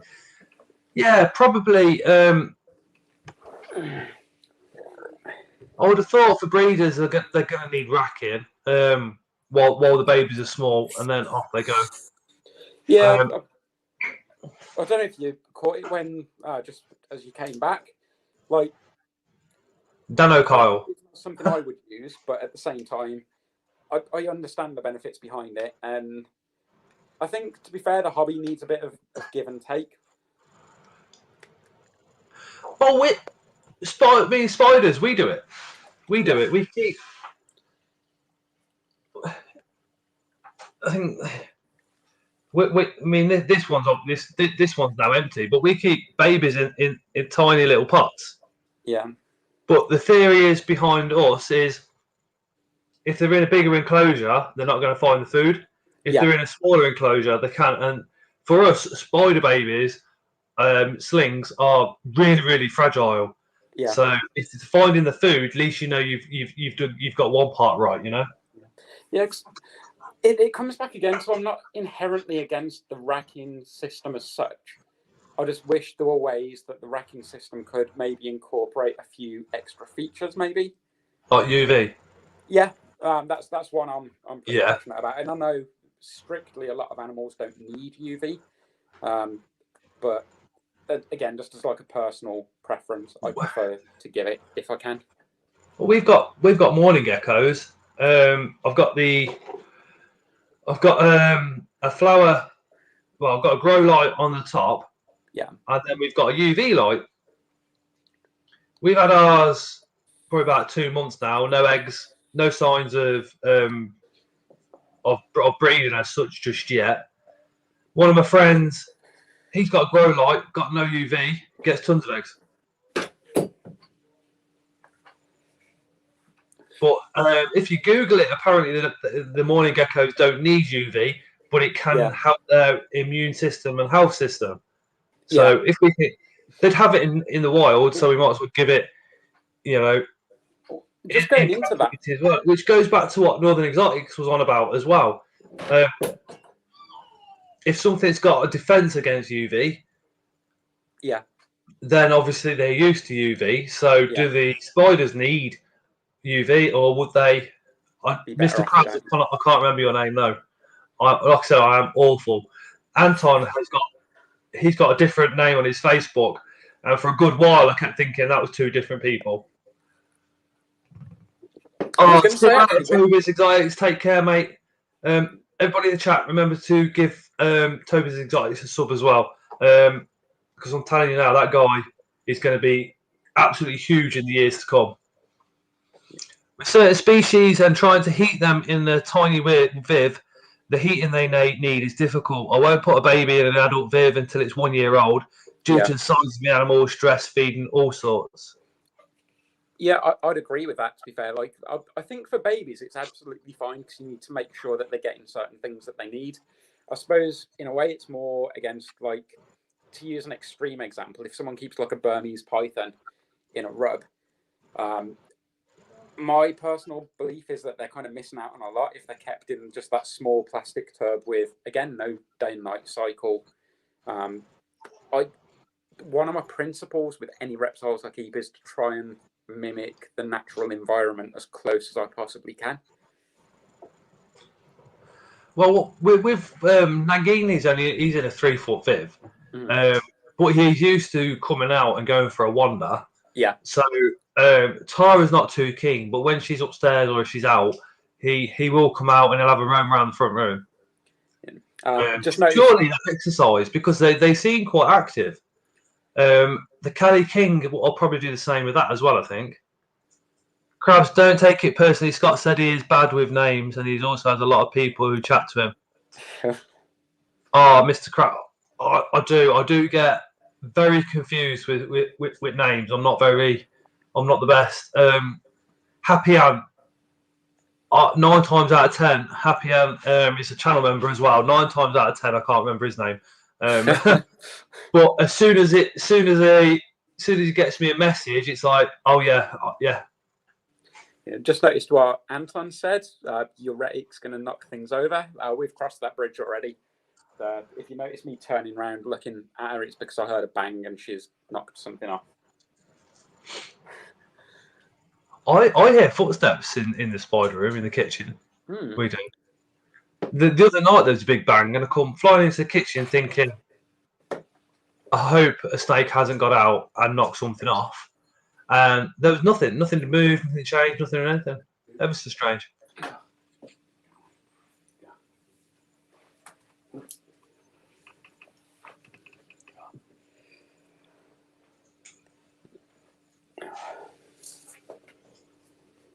Marking's absolutely gorgeous.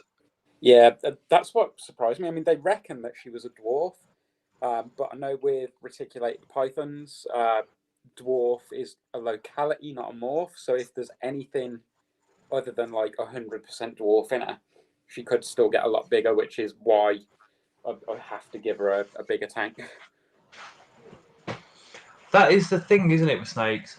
There's a lot of crossbreeding goes on, so unless you can DNA it, you're never going to know if you've got 100% what you're told it is. I think it depends really on the type of snake. Like, say with royal pythons, for example, the morphs, you can identify them by like the patterning and the colour. But with, say, reticulated python, the morph is actually more of a locality. So it's not necessarily what genetics they're carrying. It's more kind of where they're from. So if you take a dwarf, which is native to only, I think, one place in the world, and mix that with, say, like a mainland retic, it could be either or. Like, it could be anywhere from like dwarf size to full size.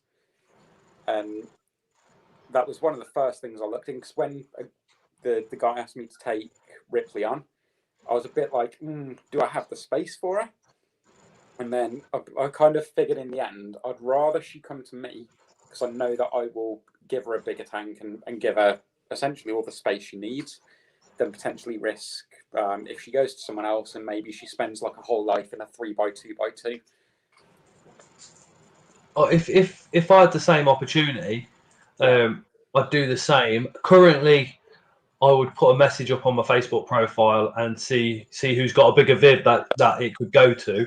Yeah. Because currently I couldn't do an 8 foot viv. Do you know what I mean? Yeah. That's an interesting thing, actually, because I'm just getting into the viv building.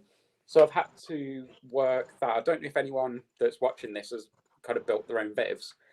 But I'm not going to live in this flat forever, so I'm going to have to build it in a way that I can bring it out the flat if I need to. So I'm kind of limited size-wise to it being no bigger than 6 foot long, maybe 3 feet deep. So my solution to that is to make it 6x3, and then I'm going to build a 2 foot by 2 foot kind of hide box and just latch that onto the end, so that when it comes time to move out, I just kind of take one end off and then can move her out to wherever it is that I end up moving to. That's kind of what we're looking at the moment. All the racking that Carl's built is collapsible, but the the big plan is to move, because there's 5 of us in a 2-bed at the moment. We're currently going through the council BS, all that bullshit, to try and get moved. Comments. We're like 15 minutes away. 15 minutes behind way and a lot of luck behind yous. But yeah, but when we manoeuvre, hopefully with a bit of help from Carl. Oh, Dan's retech was up the side of his Viv a minute ago. Yeah, she was climbing up there. We're gonna build a big massive shed. Literally, however wide the garden is, that's how wide the shed will be, and then it'll come forward a lot, and then we can get everything in there. We'll have an absolute laugh. Yeah, I'm thinking myself, to be fair, if the goal is to get a mortgage with a garage and then turn the garage into like a dedicated reptile room, because I mean, my current limit for where I am now, I'm going to have no more than 9 royal pythons, all in 4 foot by 2 foot vivs. And then from there, I've got maybe my 2 tokay geckos. I'm going to get some crocodile skinks as a breeding pair.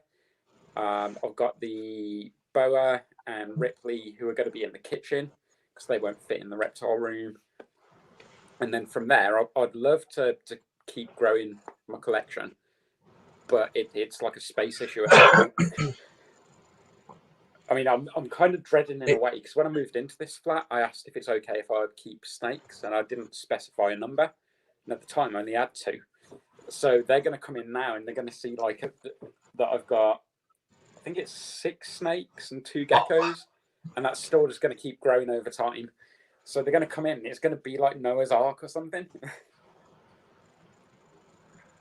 Like, I would not be surprised if they gave me marching orders. I know people that when they get a house inspection will literally chuck all their spiders in the boiler room.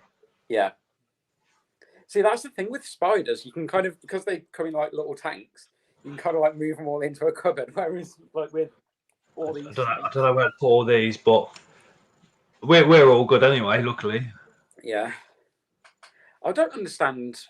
I mean, it's just the way society is, I suppose. But why there's such a big deal about Anton says he's got a snake for your collection. He breeds green tree pythons. Oh, nice. He's got a ton of babies at the moment as well. I don't know if I'd ever go for a green tree python, but saying that, I'd never in a million years thought I'd go for a retic or a boa. So never say never. Cole's building a 7x5 by 2 Viv for his Vietnamese Blue Beauty. Ooh, that looks nice. Mr. Krabs says 13 minutes. Well, it's 12 minutes now. Yeah. Who's counting, eh? Are you getting a little bit worried? I'm not. I don't really do kind of fear. I'll just deal with the consequences when it happens, which I'm expecting. That's another trait of invert and reptile keepers. Yeah. As well as fear, it's like we've got a bit of caution, but that's about it. Well, it's one of, I think when you keep the kind of animals we keep, you know it's a when, not an if. Like at some point you're going to get bit, you know it's going to happen. So you're kind of in like damage control mode. You're trying to prevent it for as long as you can. But it's another thing that gets me when people talk about like reptiles and inverts as a whole. A dog can bite you, a hamster can bite you. It's the blame is more often than not on the human. Yeah. Like, I don't know if you saw the video. I think it was in America. A woman got a reticulated python out of a tank. And a fish tank. Yeah. And she did not read its behavior. It bit her and wrapped around her arm, and she couldn't get it off. And there was like the general reaction is like, snakes are evil. But it's like, if you look at the snake's body language, the fault's on the human for not reading them. For not understanding. Like, that snake was in feeding mode, so it's the human's responsibility to recognize that and kind of be like, okay, I'm gonna.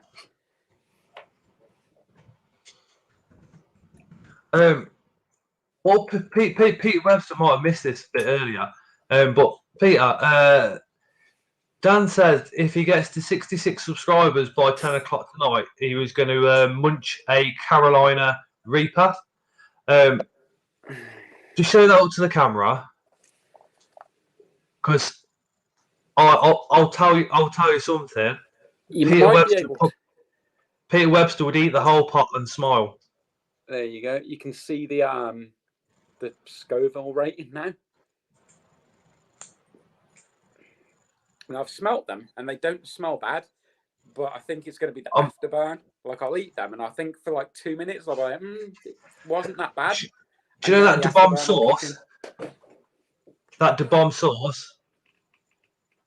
There's a bit of a challenge a while ago going around YouTube, and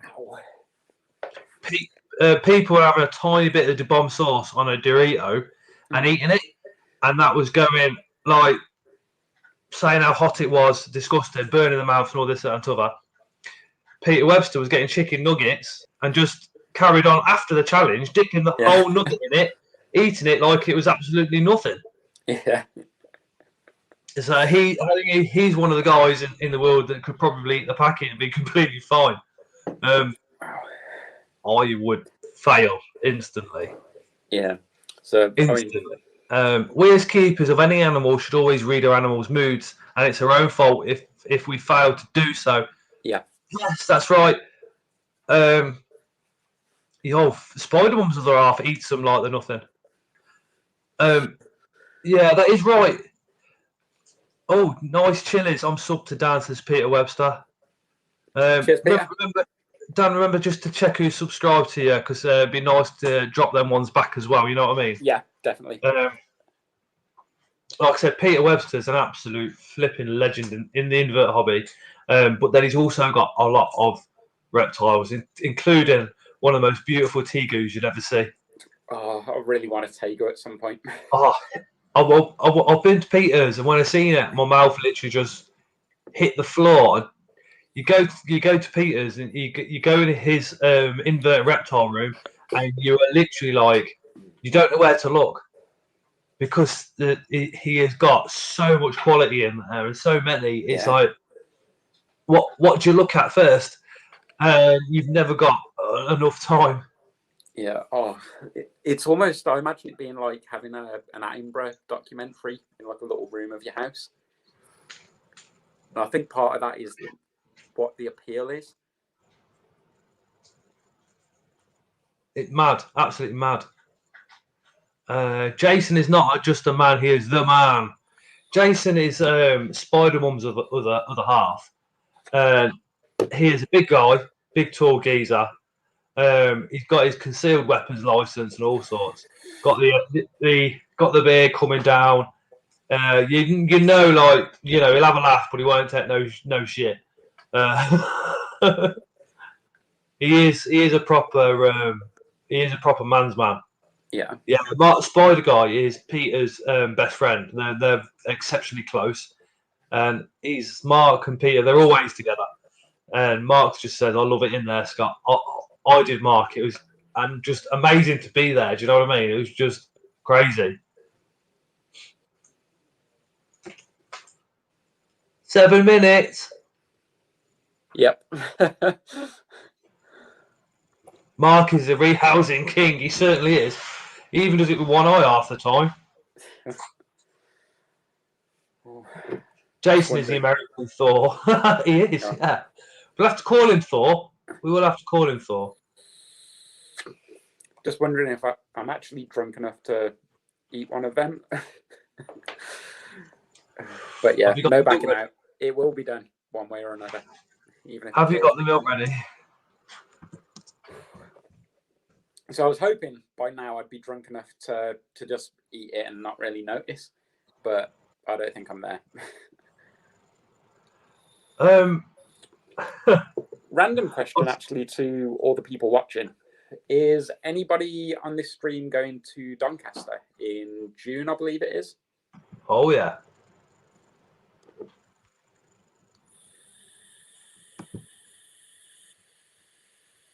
I am. Definitely going to Doncaster. Yeah. See, I was going to. But there's just a lot of interesting inverts that seem to be there. more so than what at invert shows. So yeah, definitely. See, my problem is I want to go, but when I go, I want to come back with about 3 or 4 animals. So for it to be worth me going, because I'm going to need to get like a coach there and a hotel, I'd want to be going with about £500 at least spending money. Whereabouts do you live? Birmingham. I'll give you a lift. I'll come pick you up. Oh, nice. Cheers. Well, I have actually got a friend there, thinking about it, who said that I'm welcome to stop over at his.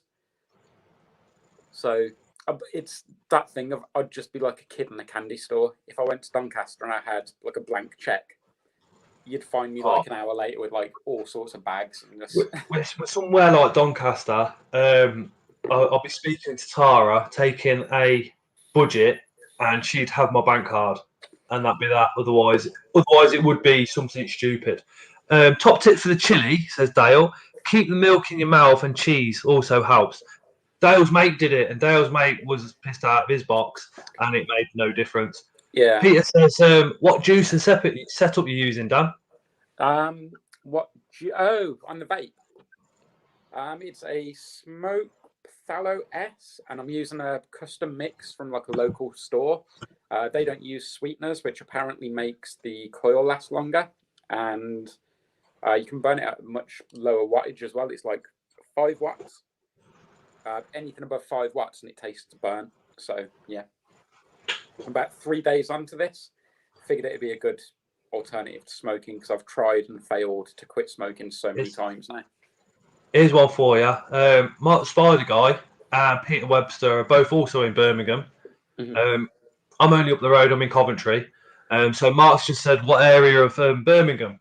Mark, if you go on Facebook, Dan's got Second City Serpents Facebook page, which you can get hold of him of, because I know what you're thinking. Yeah, I'm always on Facebook more than anything else. YouTube is pretty... I try to reply to every comment that I get, but Instagram, I only did out of peer pressure. I really don't care about Instagram. Instagram's awesome. I'm on Instagram more than I am Facebook. I just find, no offense to Facebook, me personally, I find Instagram just a lot quieter, but better for your channel. There's a lot of there's a load of the subscribers that I've met via Instagram, like Happy Hand. I mean, I don't know if I should say this because I think my girlfriend was watching the stream, but Instagram, I like a few kind of attractive women on there. That's pretty much all I bother with it. Mine's, to be honest, my Instagram and Facebook are just both full up with spiders and reptiles and other animals. And same with my TikTok.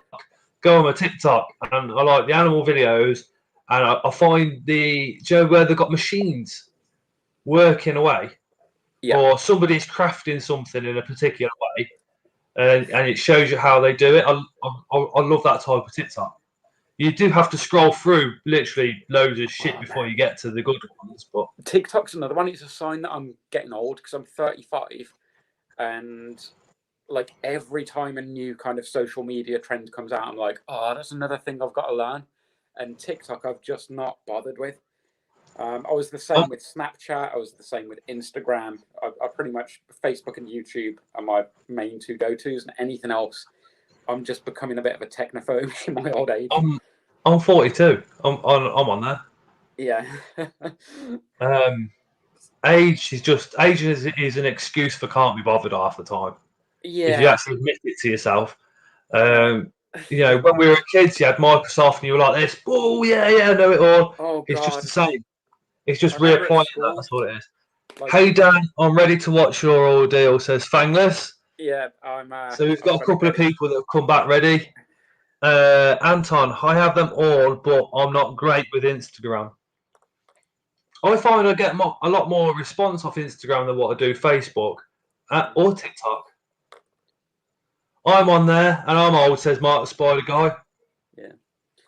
I'm just watching the clock now, just waiting for it to hit 10 o'clock. Mark the Spider Guy, he's 74, and he's on there.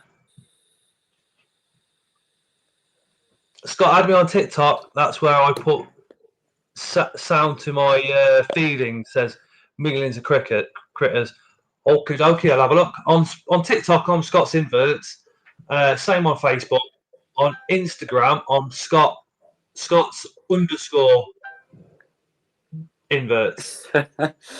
Yeah, so it's now 10 o'clock.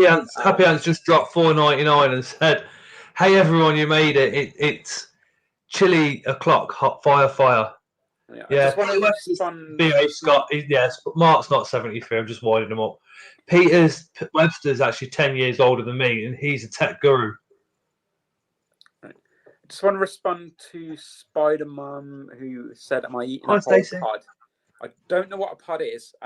Basically, the tub had quite a few, so I've just picked one out, and I'm going to eat the whole thing. I don't think I could survive a whole tub. So Did you show Spider-Man their tub? Because I know chilies and stuff like that are massive in America, and Spider-Man's watching all the way from America. So her husband Jason will probably tell you it's nothing. Right. So it's now 1 minute past 10. So everyone who's here, thanks for watching. Thanks for subbing. Thanks for giving Scott the super chats. Enjoy whatever this turns out to be. I'll put Dan's funeral links in the description. I think I'll talk you through it. It's not that hot chewing it. You wait. It will get hot. It'll be after I swallow it, and I can feel the fire now.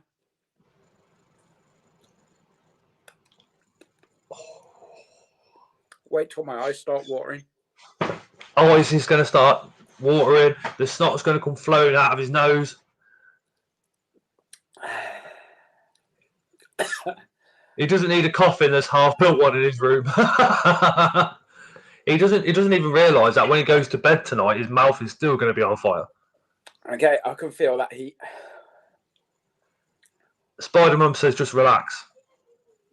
I'm kind of trying to let it wash over me, and kind of like, it's like every single wave that comes, it's like another wave of fire over my tongue. It just goes up and up and up. It comes in waves. I'm hiccuping. Are you regretting anything? I think Dan is I'm okay man. now. What's he eating? Which one? Millions Critters. It's a Carolina Reaper. Drink water, says Stacey.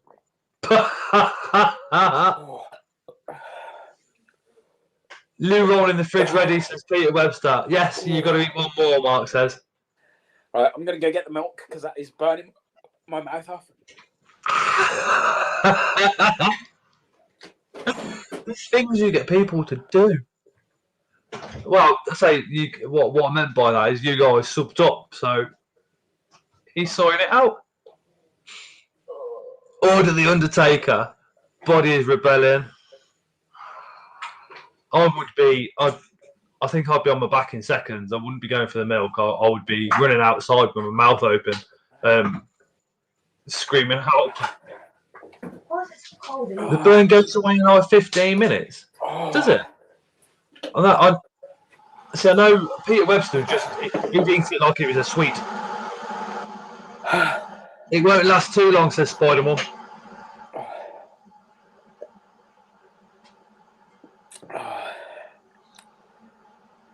Ooh. He's having a wonderful time. It lasts for a good 15 minutes. Good luck. Oh my God, you can imagine tomorrow when he needs the loo, says Stacey. It's like lava on my tongue.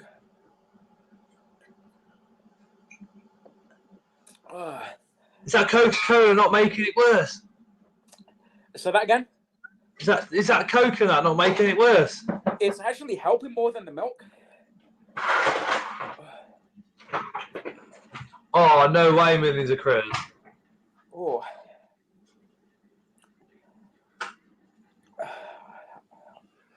Is Dale back in the chat as well? Because I know Dale's mate did it outside one of the pubs. Milk is a bad idea. Eat a banana or rice sheesh. Amateurs. I think I'm through the worst. You're 4 minutes in. Oh, can you see Let's the tuck sweat? in then, Dan. Nerves now. Man up, says Leslie's eight-legged devils. Oh. Blazing saddles, says Peter Webster. Urban Exotic says it's A. Dan, have you got a frozen banana? I wish. Oh. You're 5 minutes in. What everybody's saying is you've got at least another 10 minutes. What's he eating? See, it's not so bad. Carolina I think Reaper. it's peaked. What's that? Chili. Really hot chili. Oh my what? I've done one and I thought I was going to Digidale. Oh. Coughing time. Milk and water just spread the burn elsewhere. Eat rice. Carl. Right, I'm Carl getting just to blow put my the nose. fiver on. Oh, Carl, you're doing enough. Carl, like I said, Carl is the guy that's sorting out all the racking and doing all that. You really don't have to donate, mate. Thank you, though.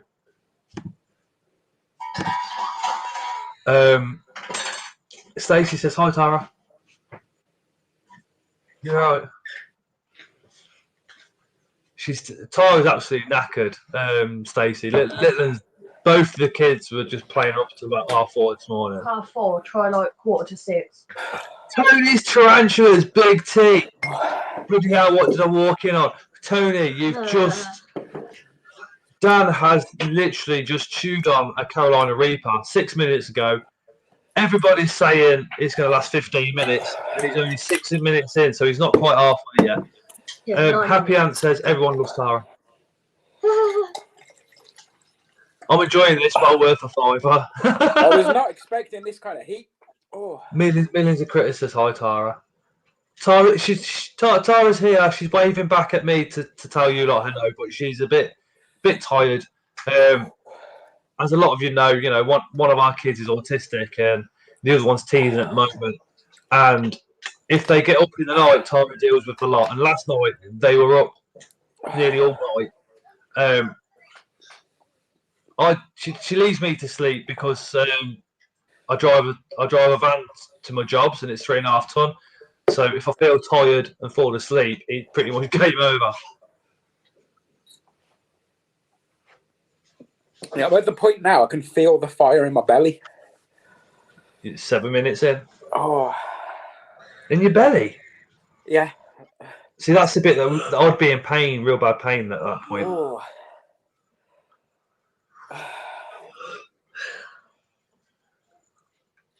No, Urban Exotics, the blood out the nose is an urban legend. In saying that, when I went to blow my nose, I did think I was going to be sick for a second. I can hold it down, but fucking hell. Apollo pepper is the hottest pepper in the world now. They always come out with a new one every year. They cross them, don't they?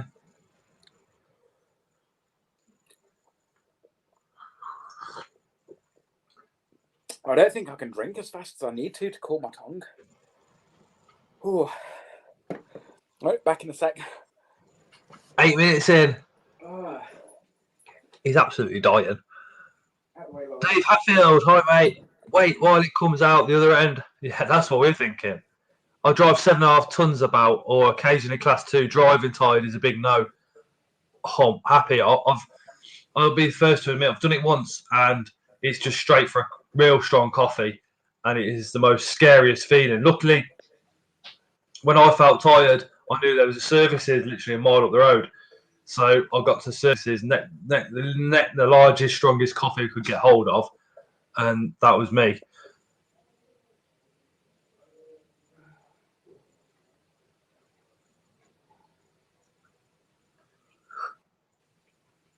I think we've killed him off.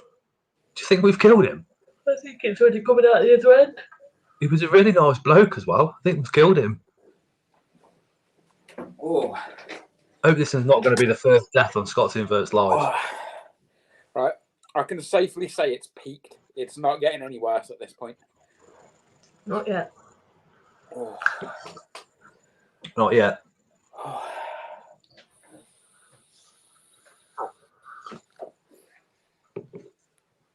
You'll feel better on the way out. What's funny is I can eat these like no problem, yet habaneros make me sick and puke. Weird, has something in their oil makeup. Right. Well, I hope everyone enjoyed that. I wouldn't recommend it. Well, like I said, we got a couple of the Americans on the stream, and they actually literally just eat them like sweets. Pete Webster in the chat as well. He could munch them off like they're sweets. With hot food, they reckon the hot food kills your taste buds. So as you kind of gradually build up, you're basically killing your taste buds to the point where you can take it. That was guarantee lasting that's more than 15 minutes. I'm going to put the link up to the stream in the comments. Yeah, I was going to say, don't forget anyone that tuned in late and missed it. You can always watch Scott's live stream, not live. Carl just said he'll put 20 quid in to super chat if you eat another one. Not a chance. No way.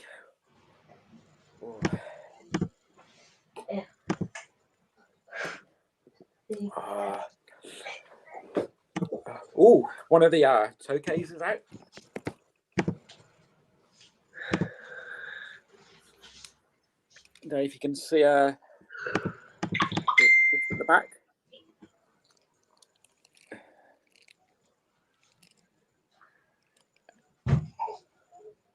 Oh yeah. But now it's getting a bit late. Actually, I'll knock the lights off. Fangler says we appreciate your paying for our entertainment and education, Dan. You're at 11 minutes in. Floor, apparently. No, give the man a break, says Spider-Man 1978.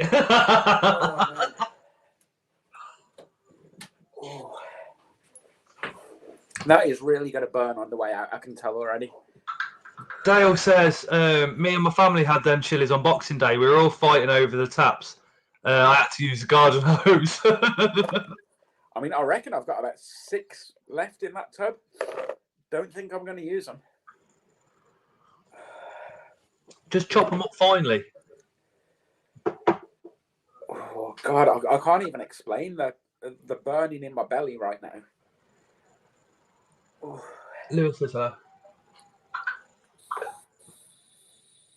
I am waving. She can't see me. She's absolutely knackered. Oh. My wife says habanero is like candy for her. My word. Could I give a shout out to Fangless? He's, I think, one of my subscribers. So thanks for tuning in. You've missed, I think, probably the exciting bit where I ate one of those.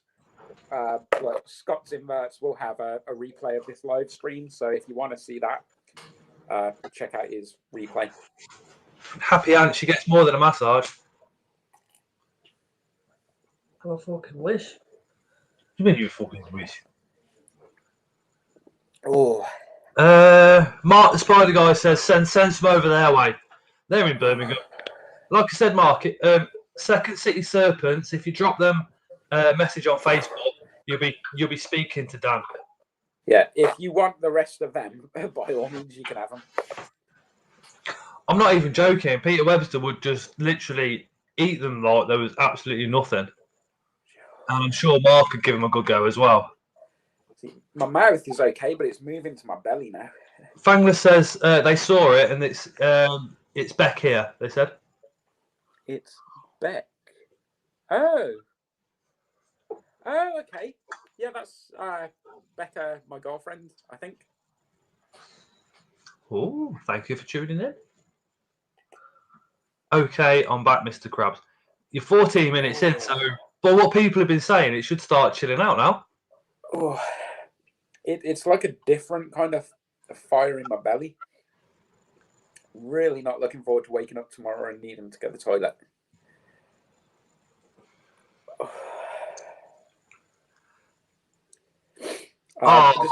Stacey West says Stacey and Tara are really good friends, right? So Stacey sent her a couple of bits out a while ago, so like a little face pack and stuff like that.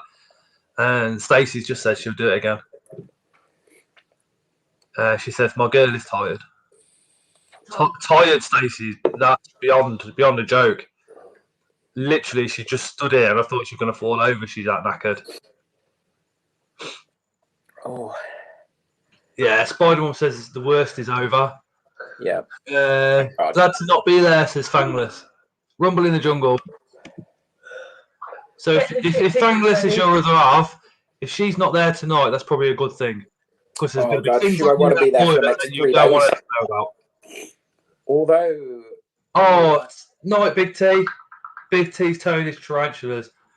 I love that geezer. Ooh. Sonny, get the ship tickets ready.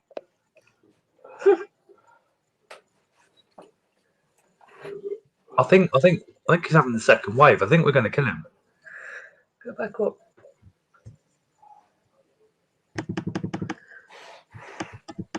Chilean enema.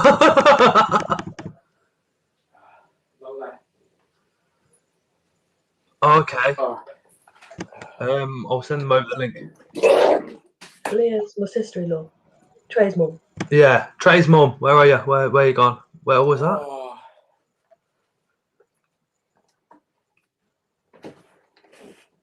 It says somewhere. I saw it. Yeah, we'll send her the link. Now there's a lady that can handle the hot stuff. Hi, Spider-Man. Hey, Scott.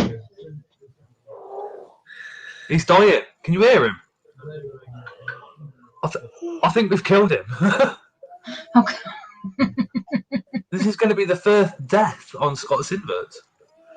Hey, Tara. How you doing, sweetie? I'm okay, I think. Oh, my eyes are watering from yawning so much.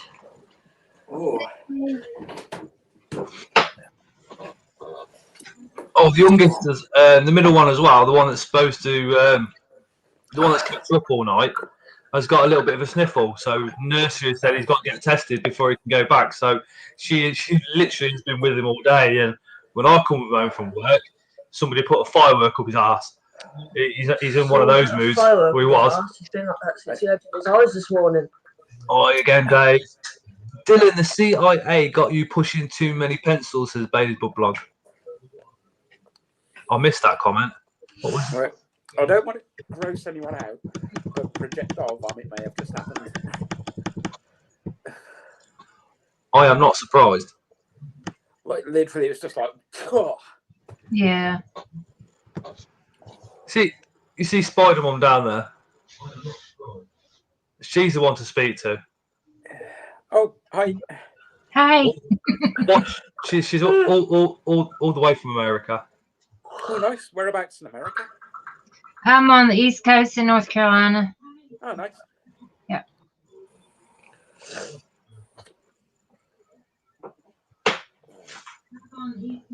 So, how are you? She's just hit 300 subscribers, and she's doing another giveaway, aren't you?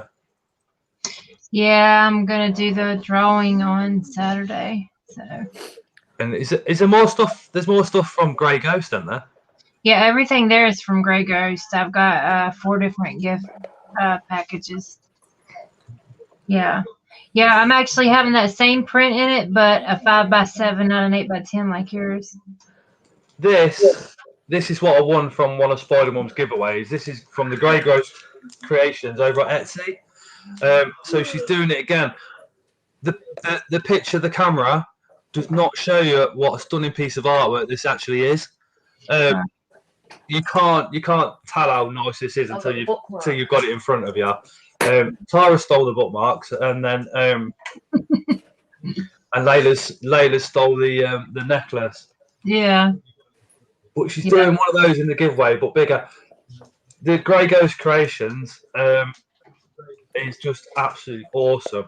It's literally a piece of artwork. It's absolutely gorgeous, and that's why it's up here.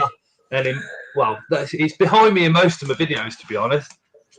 1, because it come from Spider-Man, and 2, because I absolutely love it. You okay, Dan? That's beautiful, even at low res. Yeah, we can only we're streaming at 720 because I won't pay. I think it's an extra £20 a month to do it in HD through there. Already pay these £20 a month. to be able to stream for so long. have to get some stickers printed, don't Dan, Yeah. Carl says, how much would you need to take another one? I don't think he has that much money. How much would you be looking at? Oh, that is. I don't know, but I'm not prepared to. I was weighing it up then for a second, and I was like, No, he needs a break. Yeah, he needs a break. oh, I mean, the first one literally just came like I went to the toilet, and it was just like it reacted with my stomach so Yeah, literally, it wasn't even the horrible kind of sick where you feel sick and you're just like, ugh. It wasn't even that. It just came on, just projectiled out, and I feel better already. Good, you feel better. My belly was saying no. Oh, I feel like I'm going to drop. It's horrible. I did touch on this earlier, actually, Scott. A bit of a teaser for a tank that I'm working on. Do you remember me saying that I was looking at getting a breeding pair of crocodile skinks? Crocodile what, sorry? Crocodile skinks. Oh, yes. This is going to be... Oh, that's awesome. Did you buy that? I made I'll it. call you in the morning, Stacey. Sorry? I made it. So the gate is 3D printed by my sister. The Jeep was £5 from Sports Direct as part of like a pack. And the path is just a piece of wood with vermiculite glued onto it with tufts of grass. That's handmade. It's not shop bought. Nope, made it myself. Wow, that is awesome. There is more to come for that. That's just literally a teaser of what the crocodile skink tank is going to be. That's cool. Wow. I love Jurassic Park. I love all of them. Yeah. I've got a T-Rex as well that I need to paint, and like I'm going to yacht varnish the entire thing just to kind of seal it so no chemicals kind of get into the environment. Leah, we'll send some over to you. Lee and Aunt Hale, they're family over in Wales, so we'll send some stickers over to you, and Tara's going to drop you over the t-shirt link a bit later on. This is the Scott's Inverts round one. Then there's actually like a spider here, but you can't really see it. The best one that I've got so far is there's a macro picture of a curly hair. I think that one's much better. Unless you go for a lighter colour, you can't really see the spider. The grey one's nice. The grey one, yeah. I think Ellie's got a grey one, isn't she? Yeah, Ellie's got the grey one. See you later, Lewis. Where did I go and get the stickers done? It was on eBay. No, it weren't. The second lot. Welcome I back. can't remember. Yeah. I don't have any of your merch, Scott, so that's got to change. We've still got to send some bits over to you. Yeah. I only haven't because I've just been a bit skint because I keep buying spiders and God knows what else. I know what you mean. Do you mind if I do a shameless self-plug, Scott? Sorry? Do you mind if I do a shameless self-plug? No, of course, go for it. It's not shameless at all. I'm actually wearing now is one that I designed myself. So that's on the Facebook store. We have, I think another design or two. So if anyone does like any of the t-shirts, check them out. You can do them on like mugs, posters. So yeah. That's cute. Are you skinking when I'm skinking? Yeah, I'm kind of a sucker for a really cheesy pun. Hey, DJ. This is what Dale's talking about, and if you don't know what this box has come from Richard over at Northern Exotics. We've got a bit of a feud on, and with this box, he's just took it personal. He has just made it personal. So we still need everybody to go over to his Clint's Reptiles unboxing video and comment Princess Richard. Like I said earlier in the stream, don't tell him his video is good or anything like that. He'll just get a big head. Just put Princess Richard, and then the next time he comes on one of our lives, he's going to have to dress up like a princess. But I do need ideas on ways to get him back for this box. PM me privately on the Facebook page, the Instagram, or if you've got me on personal Facebook, drop me some ideas on there because I know he will flip back the comments, literally looking to see what's been said. I've filmed the opening, I've filmed all that ready, so we shall see.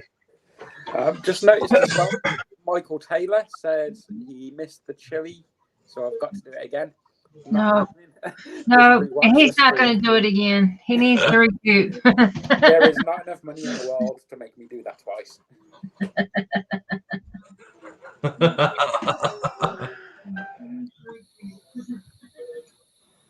If it was a chili head, and if he was a chili head and he did it all the time, it'd be a different story. But for not, that one is more than enough. To be fair, I do like hot food, but that is like whole other level. That's beyond hot. Yeah, that's just ridiculous. I know. Finish my tea and I'm gonna get into bed. Okay, baby. I've got to a stage now where I'm wobbling, so I've got to go to bed. Okay. Tara's off to bed because she's absolutely knackered. So Night, she's night, Tara. she's done like, No, I'm going to bed. I'm like, yeah, she needs to. Can't even see. I'm so tired out. For Richard, a Caroline Reaper or a GTP around the neck, he has to choose. I can't because he knows from this stream that he can't then challenge. He will then challenge me with eating a Reaper, and I can't. Wait, I'm always out of the loop. Where's Michael? Still a thing because I'll get that on a shirt. No, Reptida. We are still looking for Michael. Yes, we are still looking for Michael Foster. I am a big believer in if you've won the competition, then it's yours, and that's pretty much it. And what I don't want to do is do that draw only to find out that he didn't have internet for a couple of months or something. So we are still looking for Michael. We might have to do another video if he doesn't come forward in a month or two. with maybe get some other people on there again. I don't know, but the ones we had on to looking for Michael, absolutely flipping awesome. Oh, Hilarious. I'll just show you guys that Ripley has discovered the camera. Oh, no, Andrew. He's a bit. She thought it made a great place to hide and has now pulled it down.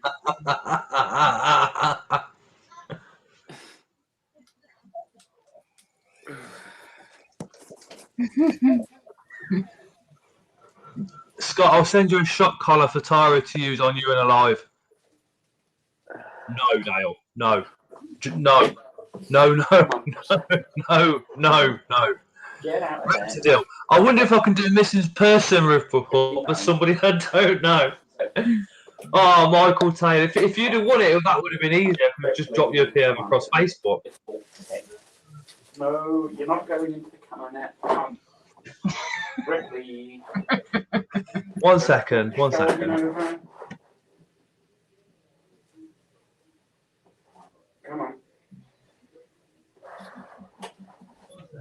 on. Stop being difficult. You're not getting into the camera net. Go round my shoulder. Wrong, Michael. Come on. There we go. Oh.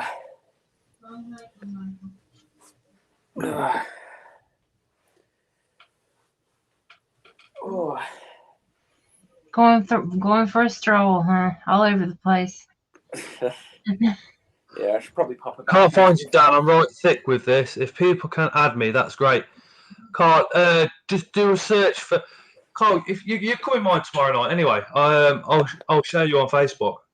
Come on. Night, baby. Tara's off to bed. Here you go, Ripster. Night, Tara.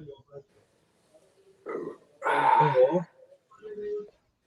if we go, That's the page that you're looking for. Oh, Oh, that's his Facebook page. Yeah. Yeah, that's the one that you're looking for. In fact, if somebody could put the link to that in the comments, then all Kyle would have to do then is click on that link, and then that'd go straight over, wouldn't it? oh God. Since I moved, that's kind of like reawakened the volcano in my belly. You wait till the volcano in your arse comes out. It's been half an hour. Man, I am not looking forward to that.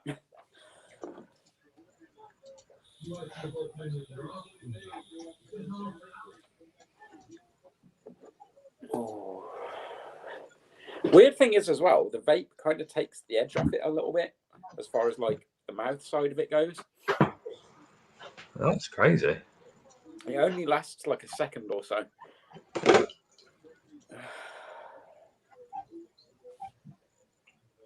Where did my thing go? All right, are you two all right if I go and have a quick cigarette? Yeah, carry on. Yeah. Sweet. So if anybody's got any questions for Dan the Man or for Spider-Man, blast them in the comments. And remember, Spider-Mum's got that giveaway coming out, so make sure you're hooked up with a subscription. Yeah. 4 more days to enter, and that's it. What pets do you keep, Spider-Man? I'm guessing you're not the spiders. I have, let's see, 46 tarantulas and then 4 tree spiders. Oh, wow. Yeah. Let's see. Share. Link. I'm going to put it in the chat. Okay, what's showing up is in chat is Dan's Facebook. If y'all want to click on that. Ooh, thanks for doing that. No problem.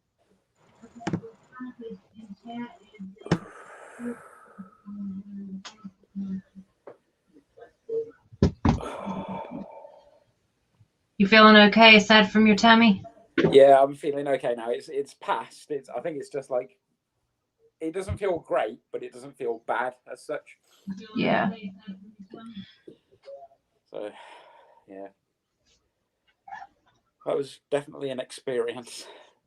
Yeah. Not one you want to do any more of it. I don't know, to be fair, I could probably be convinced to do one for another special occasion, but it would have to be a special occasion. Right. Let's see here.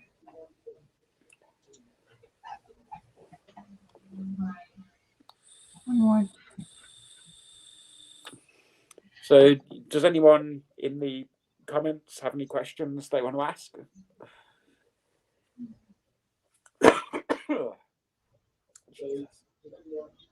Oh my gosh, Michael. Goofball.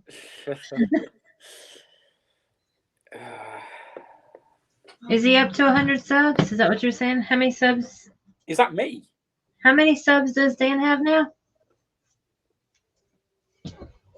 I'll be impressed if I have 100.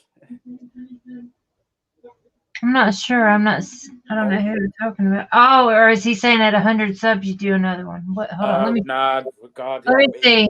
Hold on. It'd have to be the 500 mark. 500. Yeah. Yeah. Let me see. Hold on.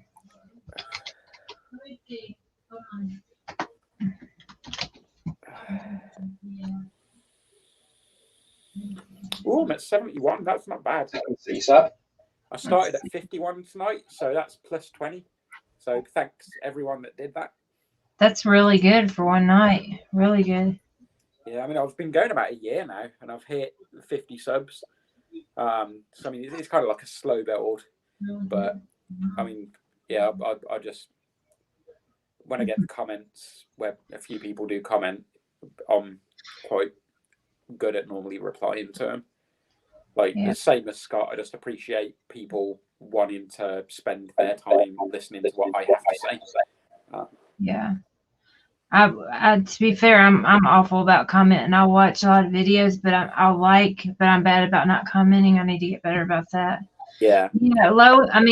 Slow growth seems to be better than just it's easier to keep up with if you just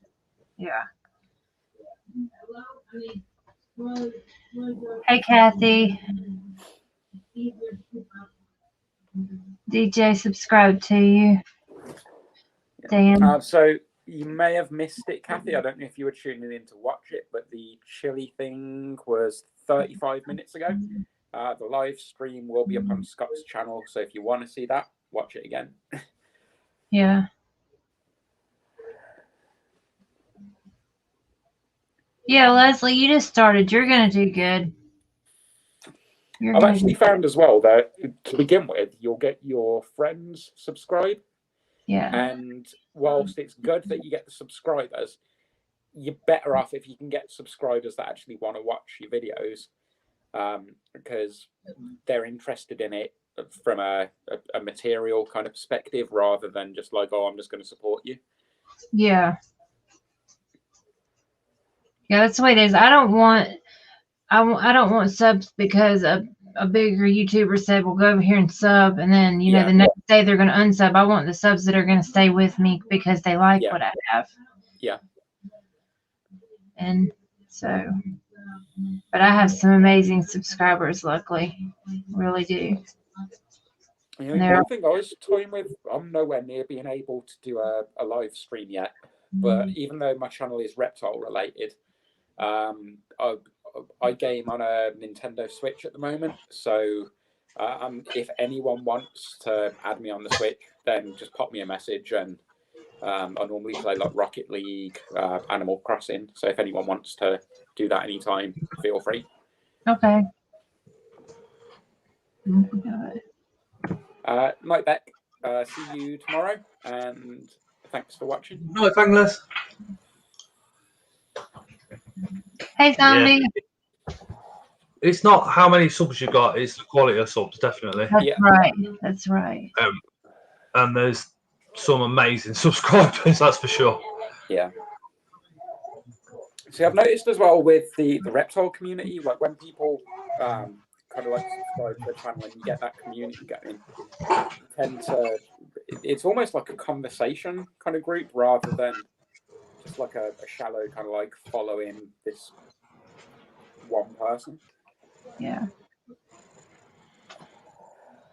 Yeah, it's nice to have subscribers support each other as well. I'd love it if all my subscribers would subscribe to everybody else as well.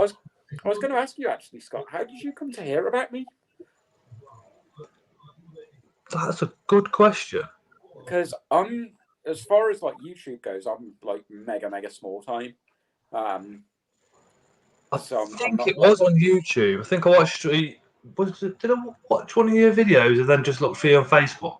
I can't remember. Yeah, because I know I've got a few videos. Because you know how you notice trends in the kind of videos you put out. One was an Arcadia deep heat projector review, and then another one was responding to Britain's Tiger Kings. So they are my best two performing videos in the last 12 months. So I've kind of noticed there's like a bit of a theme for either like name dropping like reviews or talking about the controversial things, but that's another thing that I want to avoid if I can. Like I don't want to be like a drama channel. I've done one or I think I've done two clickbaity ones. One was my triangular racking almost collapsed, but it did. Yeah. That's been about it from what I remember. Unboxing Your Nightmare. That was a bit clickbaity, but at the end of the day, it was a centipede, and a centipede is most people's nightmare. To be fair, especially around the invert world. So I wouldn't class that as clickbait. I mean, using an example, this is I suppose the one that I go to the well with for Brian Barczyk. He made a video about how he'd produced a purple snake, and he'd photoshopped the thumbnail, so it was like this vivid purple snake. And then when he actually shown it in the video, it was like this really pale snake with the slightest of pink tinges. And I was like, But yeah, that's it got him dirty. views, though. It got him views. It did, but in a way, it made me disconnect from him. In a way, Yeah. so I'm not. I imagine you'll see it the same way. That if you you appreciate people watching your video, so you don't want to kind of essentially lie to them about the content of the video. I wouldn't bullshit. No, I wouldn't bullshit. Like I wouldn't say I've got the most amazing, bright, luminous green tarantula and then turn up with like a yellow one or something like that. I wouldn't do anything like that. That's for sure. Nah. Like, I think in a way it's like it's more. Oh, I suppose dude. you kind of fall into like two different That is one, camps. Either look after the subscribers you've got, or be so focused on you going to bed? all Thought the you time go to bed. you Yes. Yeah. kind of neglect your existing, the people that got you to where you are. Millions of Critters says he agrees with me. I wouldn't want a centipede. Millions of Critters. I absolutely adore the centipedes. Peter's got a few. I think Mark Spider Guy's got a couple now as well. But yeah, I love the centipedes. I remember a time at college, at Solihull College, they had like an invert and reptile thing. And the only animal I've ever been kind of like genuinely creeped out by was, I think it was a rainbow millipede. And it's like when you take it off your hand, you can feel all these individual legs just clinging onto you. And it just feels so weird. Yeah, the millipedes are cool. We've got millipedes. But if you want millipedes or centipedes in the UK, Venomous Visions. Lot cheap. That's probably where the reptile shops go to get them. And the spider shop do them as well.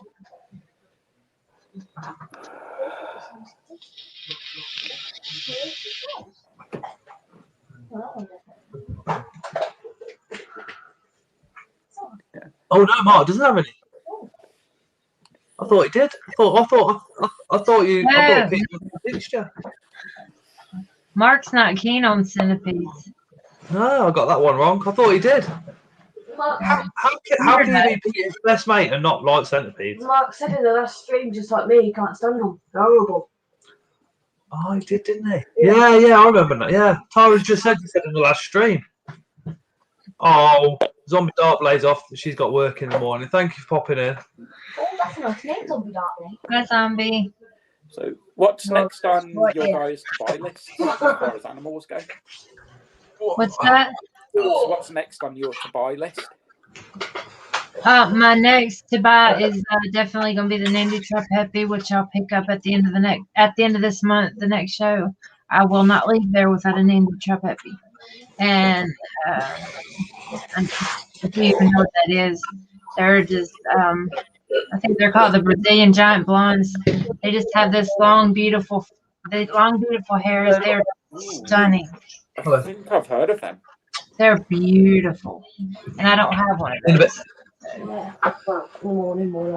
Thanks to channel members and channel super chats and the super comments. On the 11th, the donations from last month were paying for the hognose. Where we got the Cali King from, they said that they'd hold it until the 11th. Okay.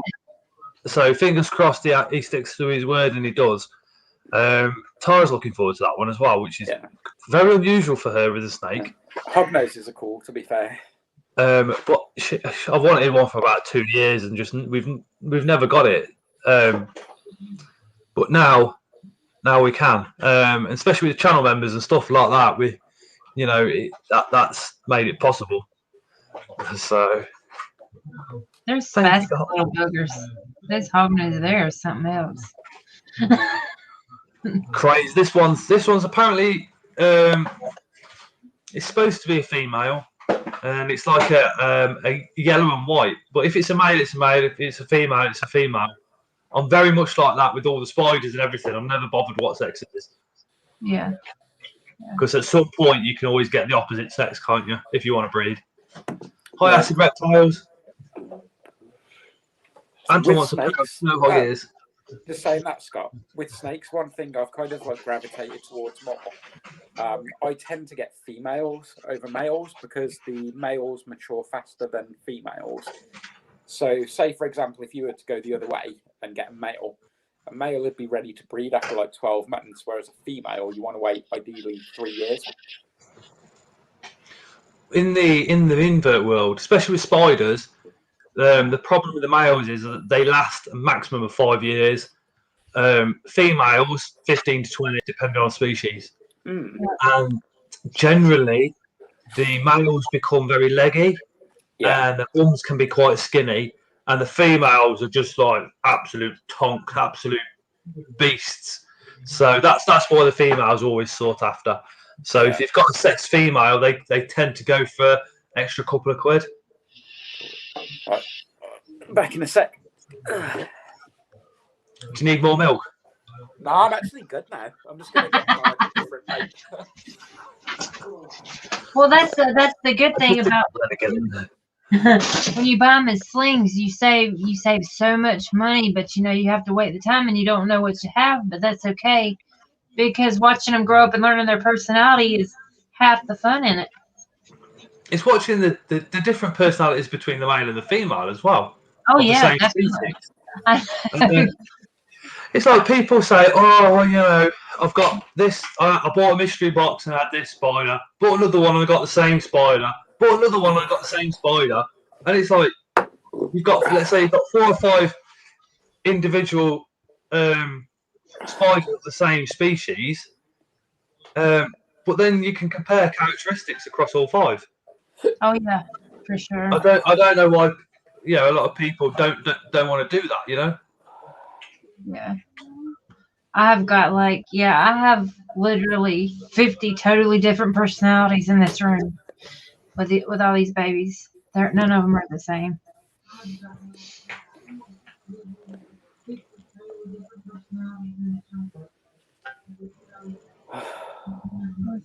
Oh yeah. Yeah, the females have the big booties, that's for sure. I think I'm definitely looking at getting a desert hairy again, Scott. Sorry? Scorpion. I think I'm definitely looking at getting a desert hairy again. I'd get one, yeah. Well, I've got one, thanks to Dale. But yeah, they're awesome. This one, she is mental. Yeah. Absolutely mental. I videoed her, and then as I've put the camera down, I've looked back up, and she's dripping venom from a stinger. So I've gone to get the camera again, and it's dripped and it's gone. I was like, no. Yeah, I used to love watching them feed. Go anywhere near her, she's like this, and then her tail's like up here, and I'm like, yeah. Okay, we'll just throw this locust in from a distance. There you go. Yeah. Some little pose they do where they've got the claws and the back's kind of arched all the way up with the stinger hanging almost over the head. Mad. Fascinating. Absolutely mad. You're supposed to be going to bed. Yeah. Go on to bed. Good night. Good night. It's like 10 to 11. You got school in the morning. She always stays up on a live night. Yeah, I can watch now.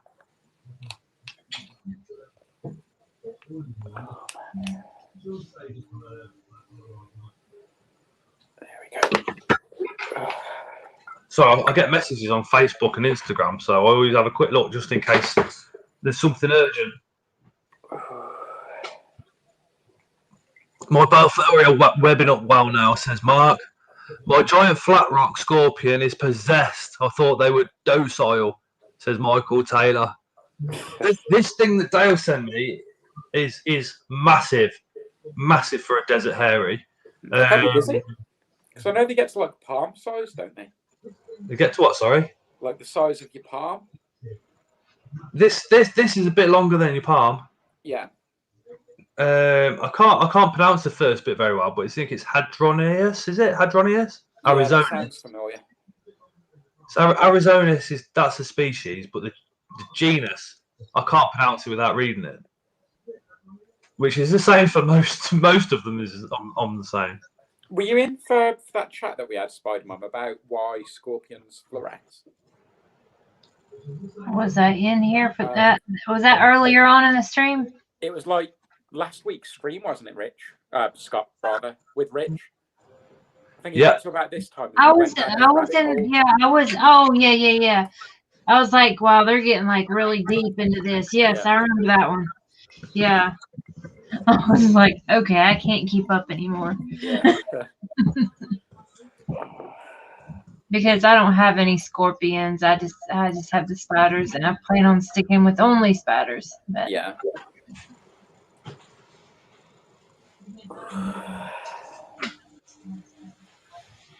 You know, Scott, that might be why Dale sent you that one, because it's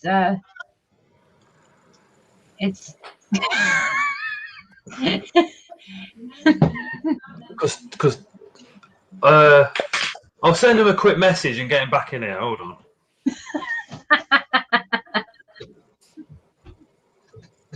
Let me just show you what Anton's just sent. Oh, is he sending snake pics again? Is that a baby green tree? Yeah. That's one of his. Oh, nice. Yeah, because they're all different colours to begin with, and they green out over time, don't they? I'm not sure. I know they green out over time, but I don't know how many colors they come in as babies. I'm not sure. I know there's you got yellow ones, and then there's red ones as well, isn't there? Oh yeah, the red ones. Yeah. Just give me 2 seconds. I've just got to change the battery in the camera before it just dies on us anyway. Okay. Oh yeah. Lizzie, he was on earlier, but I think he had to go. Princess Richard was on here though. I can't wait to see him do the video where he dresses up. That's gonna be hilarious. Oh my! He will do it. He will do it as well, you know. Oh yeah, he'll do it. Hey Dale. Dale, I just dropped Dale a message to get him back. Dale, Spider Mum said we were just talking about the Desert Hairy that you sent me, and how much of a pain in the backside it is. She wanted to know, because it's a pain in the backside, is that why you sent it?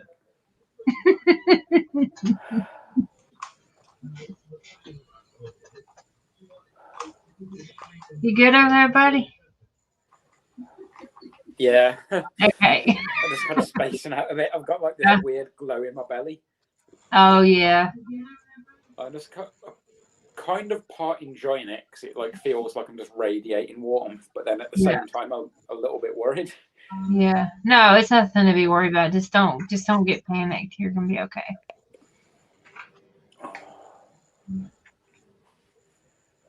Oh, DJ, there's over 20 comments about Princess Richard on that video. That's good. It's already Huh? Have we done it? Oh yeah, I believe so. I think last time I checked, we were right there. Hold on, give me 1 second. I'm pretty sure we've already done it. It's got to be 20%, 20 different people. I think we did it. Because about 100. Because Richard was like, I guess I got to start looking for a princess outfit now. Can we please get him like a little fairy wand to go with it? Right. He should, shouldn't like sprinkles. Yeah. Oh, cheers, Anton. I just noticed you gave my page a like.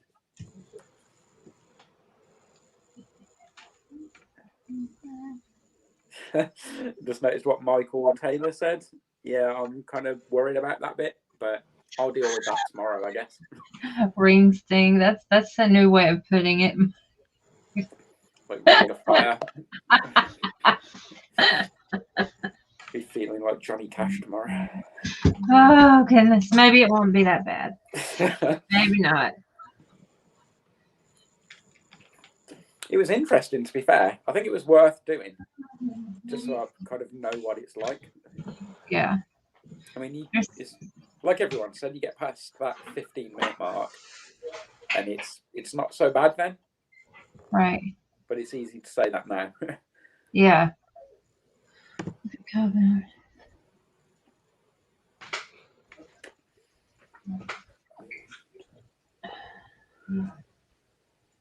Yeah, there we go. Not sure what to do. Leslie, I would say take them. Offered 2 chili brackets Hawaii's, 2 N-triple-A's, 2 crown crackers, and 4 others at 2 centimetres for my 8, 9 centimetre female horn baboon. Not sure what to do. Have a look around the spider shop and the other sites to see how much a horn baboon is, and if it's like 20 quid, swap it. Anton, if you know, if you Make your want own to know decision up. what Please don't go off what we're saying, obviously.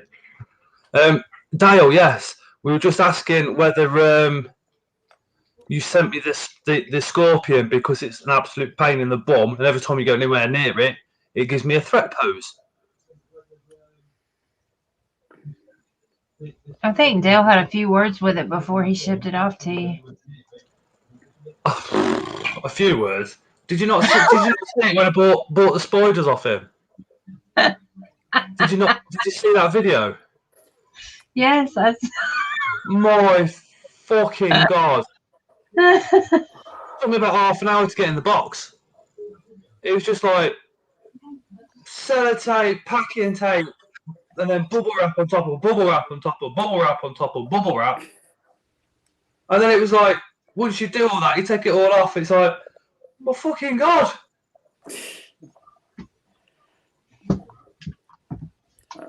Yeah. It burns, burns, burns, that ring of fire, that ring of fire. If you want to know, Happy out. I will mail these to you. Night, Mark. There you go, Anton. That is going to hurt on the other way. I don't know. I feel okay now, to be fair. I'm kind of How's your wondering. stomach feeling now? It's got like a glow to it. Yeah. You'll be all right. You'll be all right. Yeah. Just notice Anton saying no. He said nope. Yeah. Oh, there you Like, go. literally, 2 of those would not be fun at all. But Dale says the one I sent to Scott isn't a normal Hadrius Arizonus. It's a big girl, and yeah, and defensive. We have to say defensive now, don't we? We're not allowed to say aggressive. All right. But it is aggressive.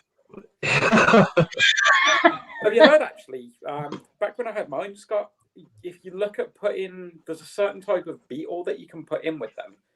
I can't remember what they're called. They're like a blue colour. I think they feign death. Like, it might have been death feigning beetle. Oh, death feigning beetles, yeah.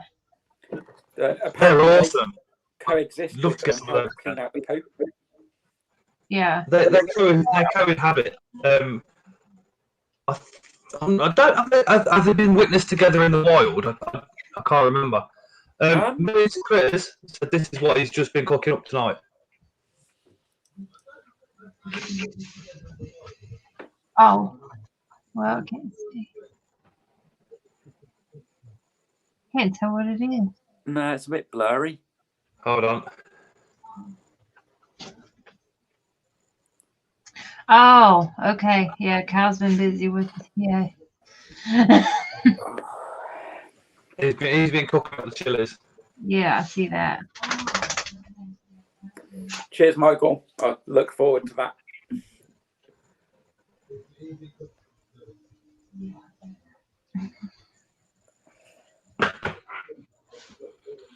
I've been on the spider shop and they're doing 6Ts at 1 centimetre for £28 for all 6, not counting the other 4. I think I'll do the swap.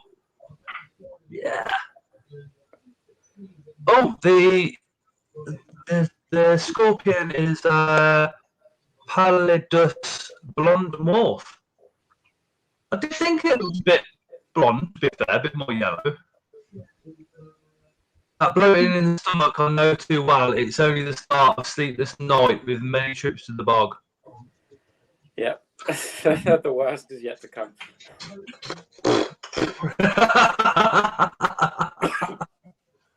It affects people differently. It may not bother his stomach at all, honestly. It really does. Exactly. When I eat hot stuff, really hot stuff, it makes it. My stomach gets really painful. What I find when I go to the toilet the next day, everything's normal. Everything's the same. Let's see. But I get IBS and I get the pain side of it as opposed to anything else. That's why I have to stay away from the hot stuff. Yeah, because it just hurts a lot. Yeah, I mean, I'm with you on the acid reflux that you said about earlier. Like, I used to drink flavoured cider like all the time, and then I have literally half a bottle now, and like my heart's burning for hours. I get that off the vapes. I've got to hook up back onto my vape actually. I need to get some more batteries and get off the smoking, I think.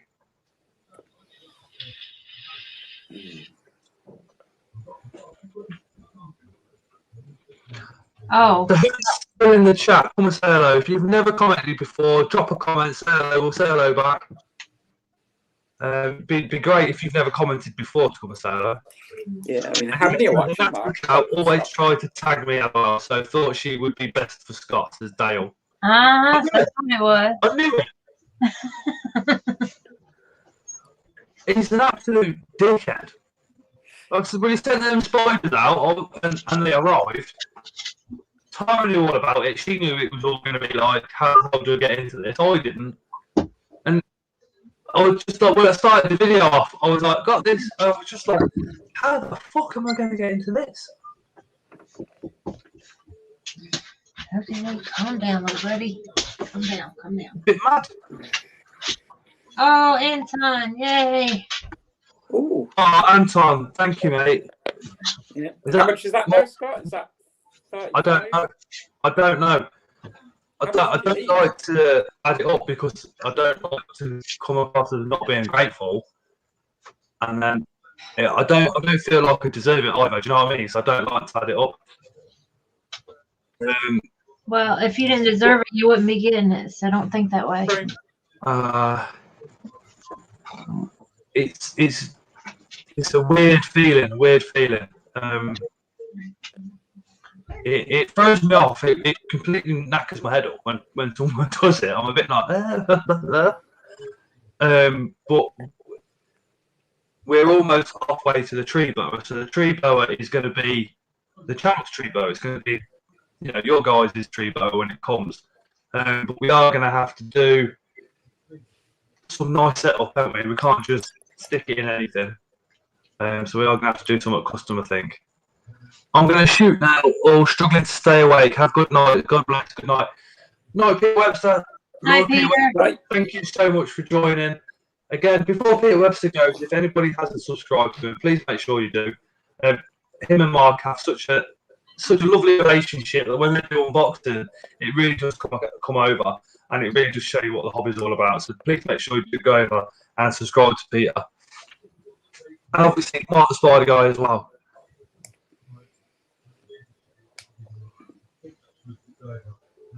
Spider Mom, Anton says, what's the dog's name? Oh, his name is Grim, Grim. Yeah, I adopted him from a pound 6 years ago, and he already had a name, so he kept that name. Yeah.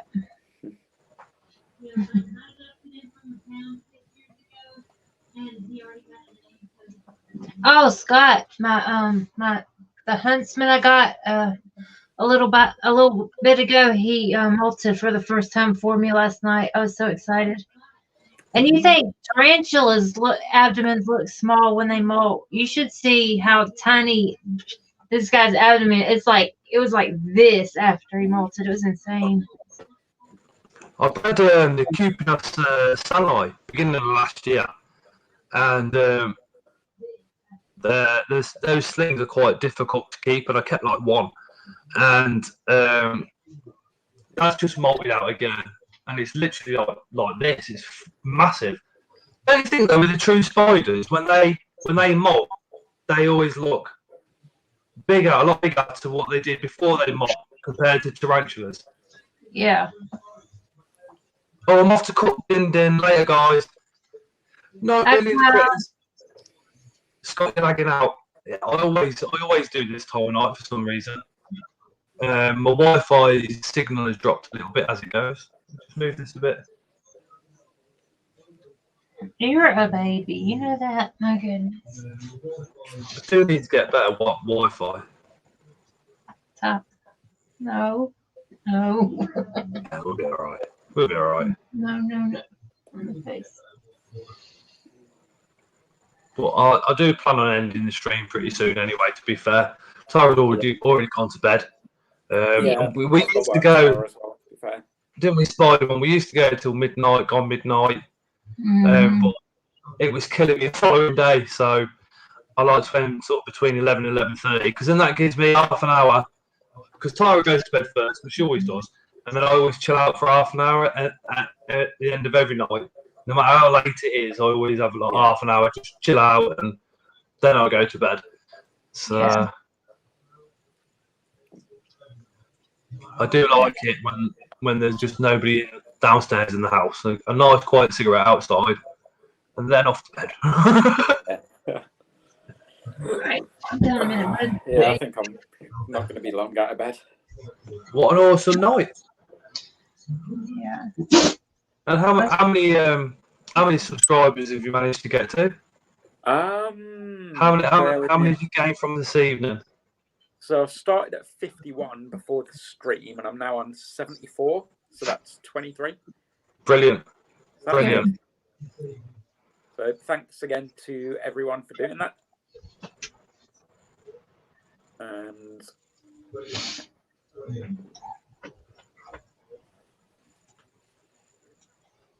oh, hi Lizzie.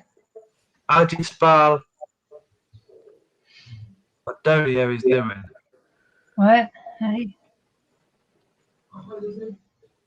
The only non-tarantula I have is a black trapdoor female. See her out regularly.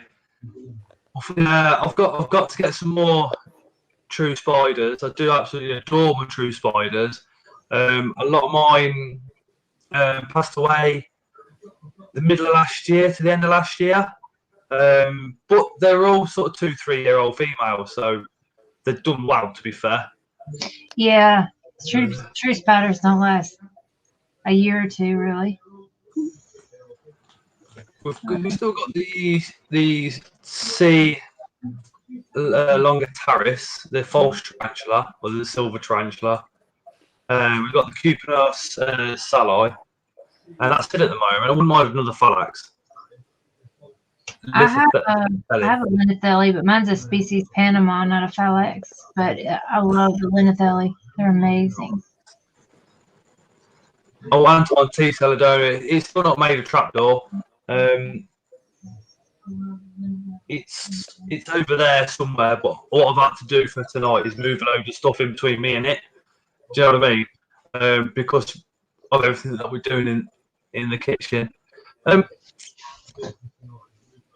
Cole's on about coming tomorrow night to do a bit more, and then kind of finishing off on Saturday.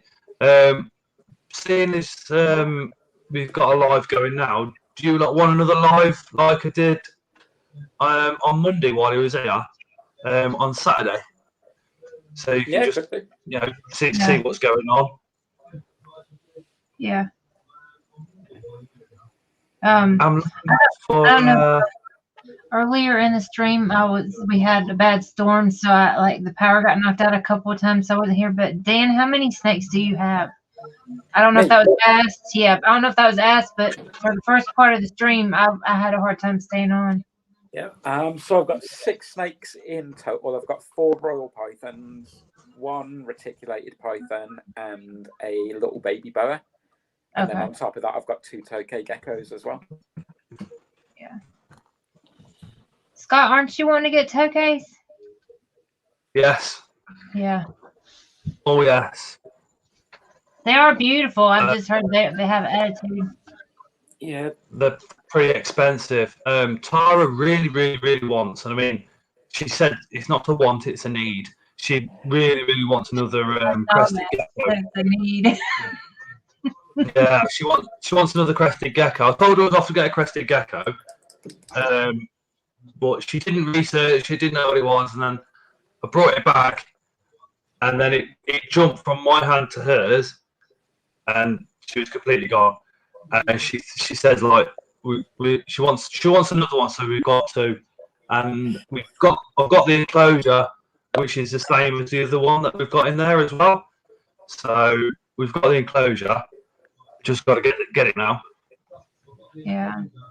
I like the Tokay's big eyes and the spots on them. They're so cool looking, but yeah. Are yours calm or are yours saucy too? Like everybody else is saying. It's a bit of a somewhere in between. So if I put my hand in, they'll always run away. They never kind of like want to bite me. But then at the same time, they have been getting kind of friendlier. I've been trying to get them to come out for the food.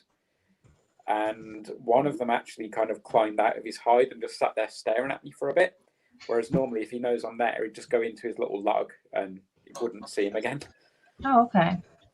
So, Because they do have a bad reputation about that. I was just wondering, just like certain spiders, like I've not you found can't judge all of them by the way they're supposed to be. I was expecting a lot worse. If I try and handle them, they're lightning fast, but they'll only really bite if they're backed into a corner. And I was expecting this thing that was going to bite you at any opportunity. Yeah. Like they're quite interesting to watch. I mean, Delta's come out now, and she's just sat there watching me talk to you guys. So like they're not afraid of me, but they're kind of still not sure of me. Yeah. Yeah, I got you.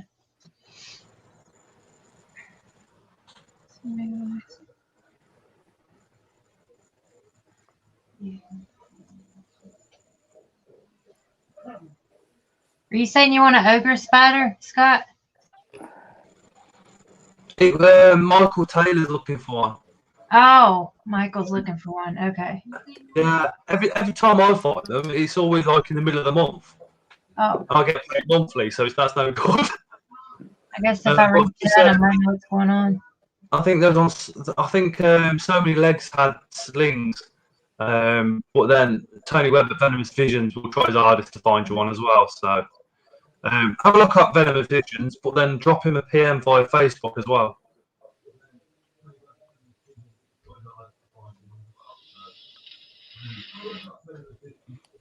Oh dear, Tertian. Maybe check the humidity requirements. Oh, mind you would have done anyway, wouldn't you? Sorry, what was that? Scott, you broke up then? I was just reading what Derjan had just read. Huh? Wrote, I should say. Right, but I think I'm going to close the stream. I'm going to go and chill for half an hour before bedtime. Yeah. Recuperate, ready to fall asleep, because after it's weird, isn't it, Spider-Man?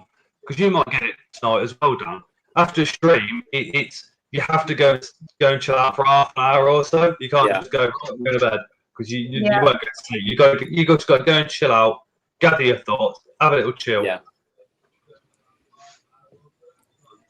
I think at the moment I can feel my stomach cooking, so I'm just going to climb into bed and just hope for the best. Fingers crossed. You're all right. Yeah, I should be fine. It's probably just not going to be much of a comfortable night.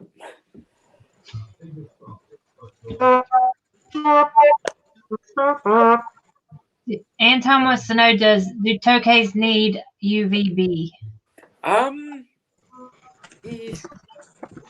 They do and they don't. I provide it for mine because I'd like to provide any animal that I have UV, just because I think there's probably some benefit to it, even if we're not aware. That being said, you can keep them without UV if you give them calcium with vitamin D3 supplement. The long story short, the UV light enables the tokay gecko's body to produce its own vitamin D3 that it then needs to use the calcium. Mm-hmm. Whereas if it's not exposed to UV and it doesn't have that vitamin D3 in a supplement, that's where metabolic bone disease comes in. So, yeah. Okay. All right. Well, it's been a fun stream, Scott. Anton's looking for a pair right now on Google. Yeah, Thank you, they're not Spider-Man. that Thank hard you for to joining find. as well, Spider-Man. It's been a while. No problem. I got both my toques for £35 each, so they're not particularly expensive either, but they're not particularly popular either. I don't Yeah. think they're expensive over here either. I don't think they're that expensive over here. Yeah, I thought they were a lot more than that. But right, I've got to end it, Dan. cool. No worries. Thank you for joining. Thank you for a fantastic evening. It's been absolutely wonderful. I hope that other people will watch the stream and then come across to your channel as well and get you a bit closer to that 100 mark. That'd be absolutely fantastic. But yeah, Cheers, thank Scott. you, I everybody. appreciate you having me on. Bye, Night, everyone.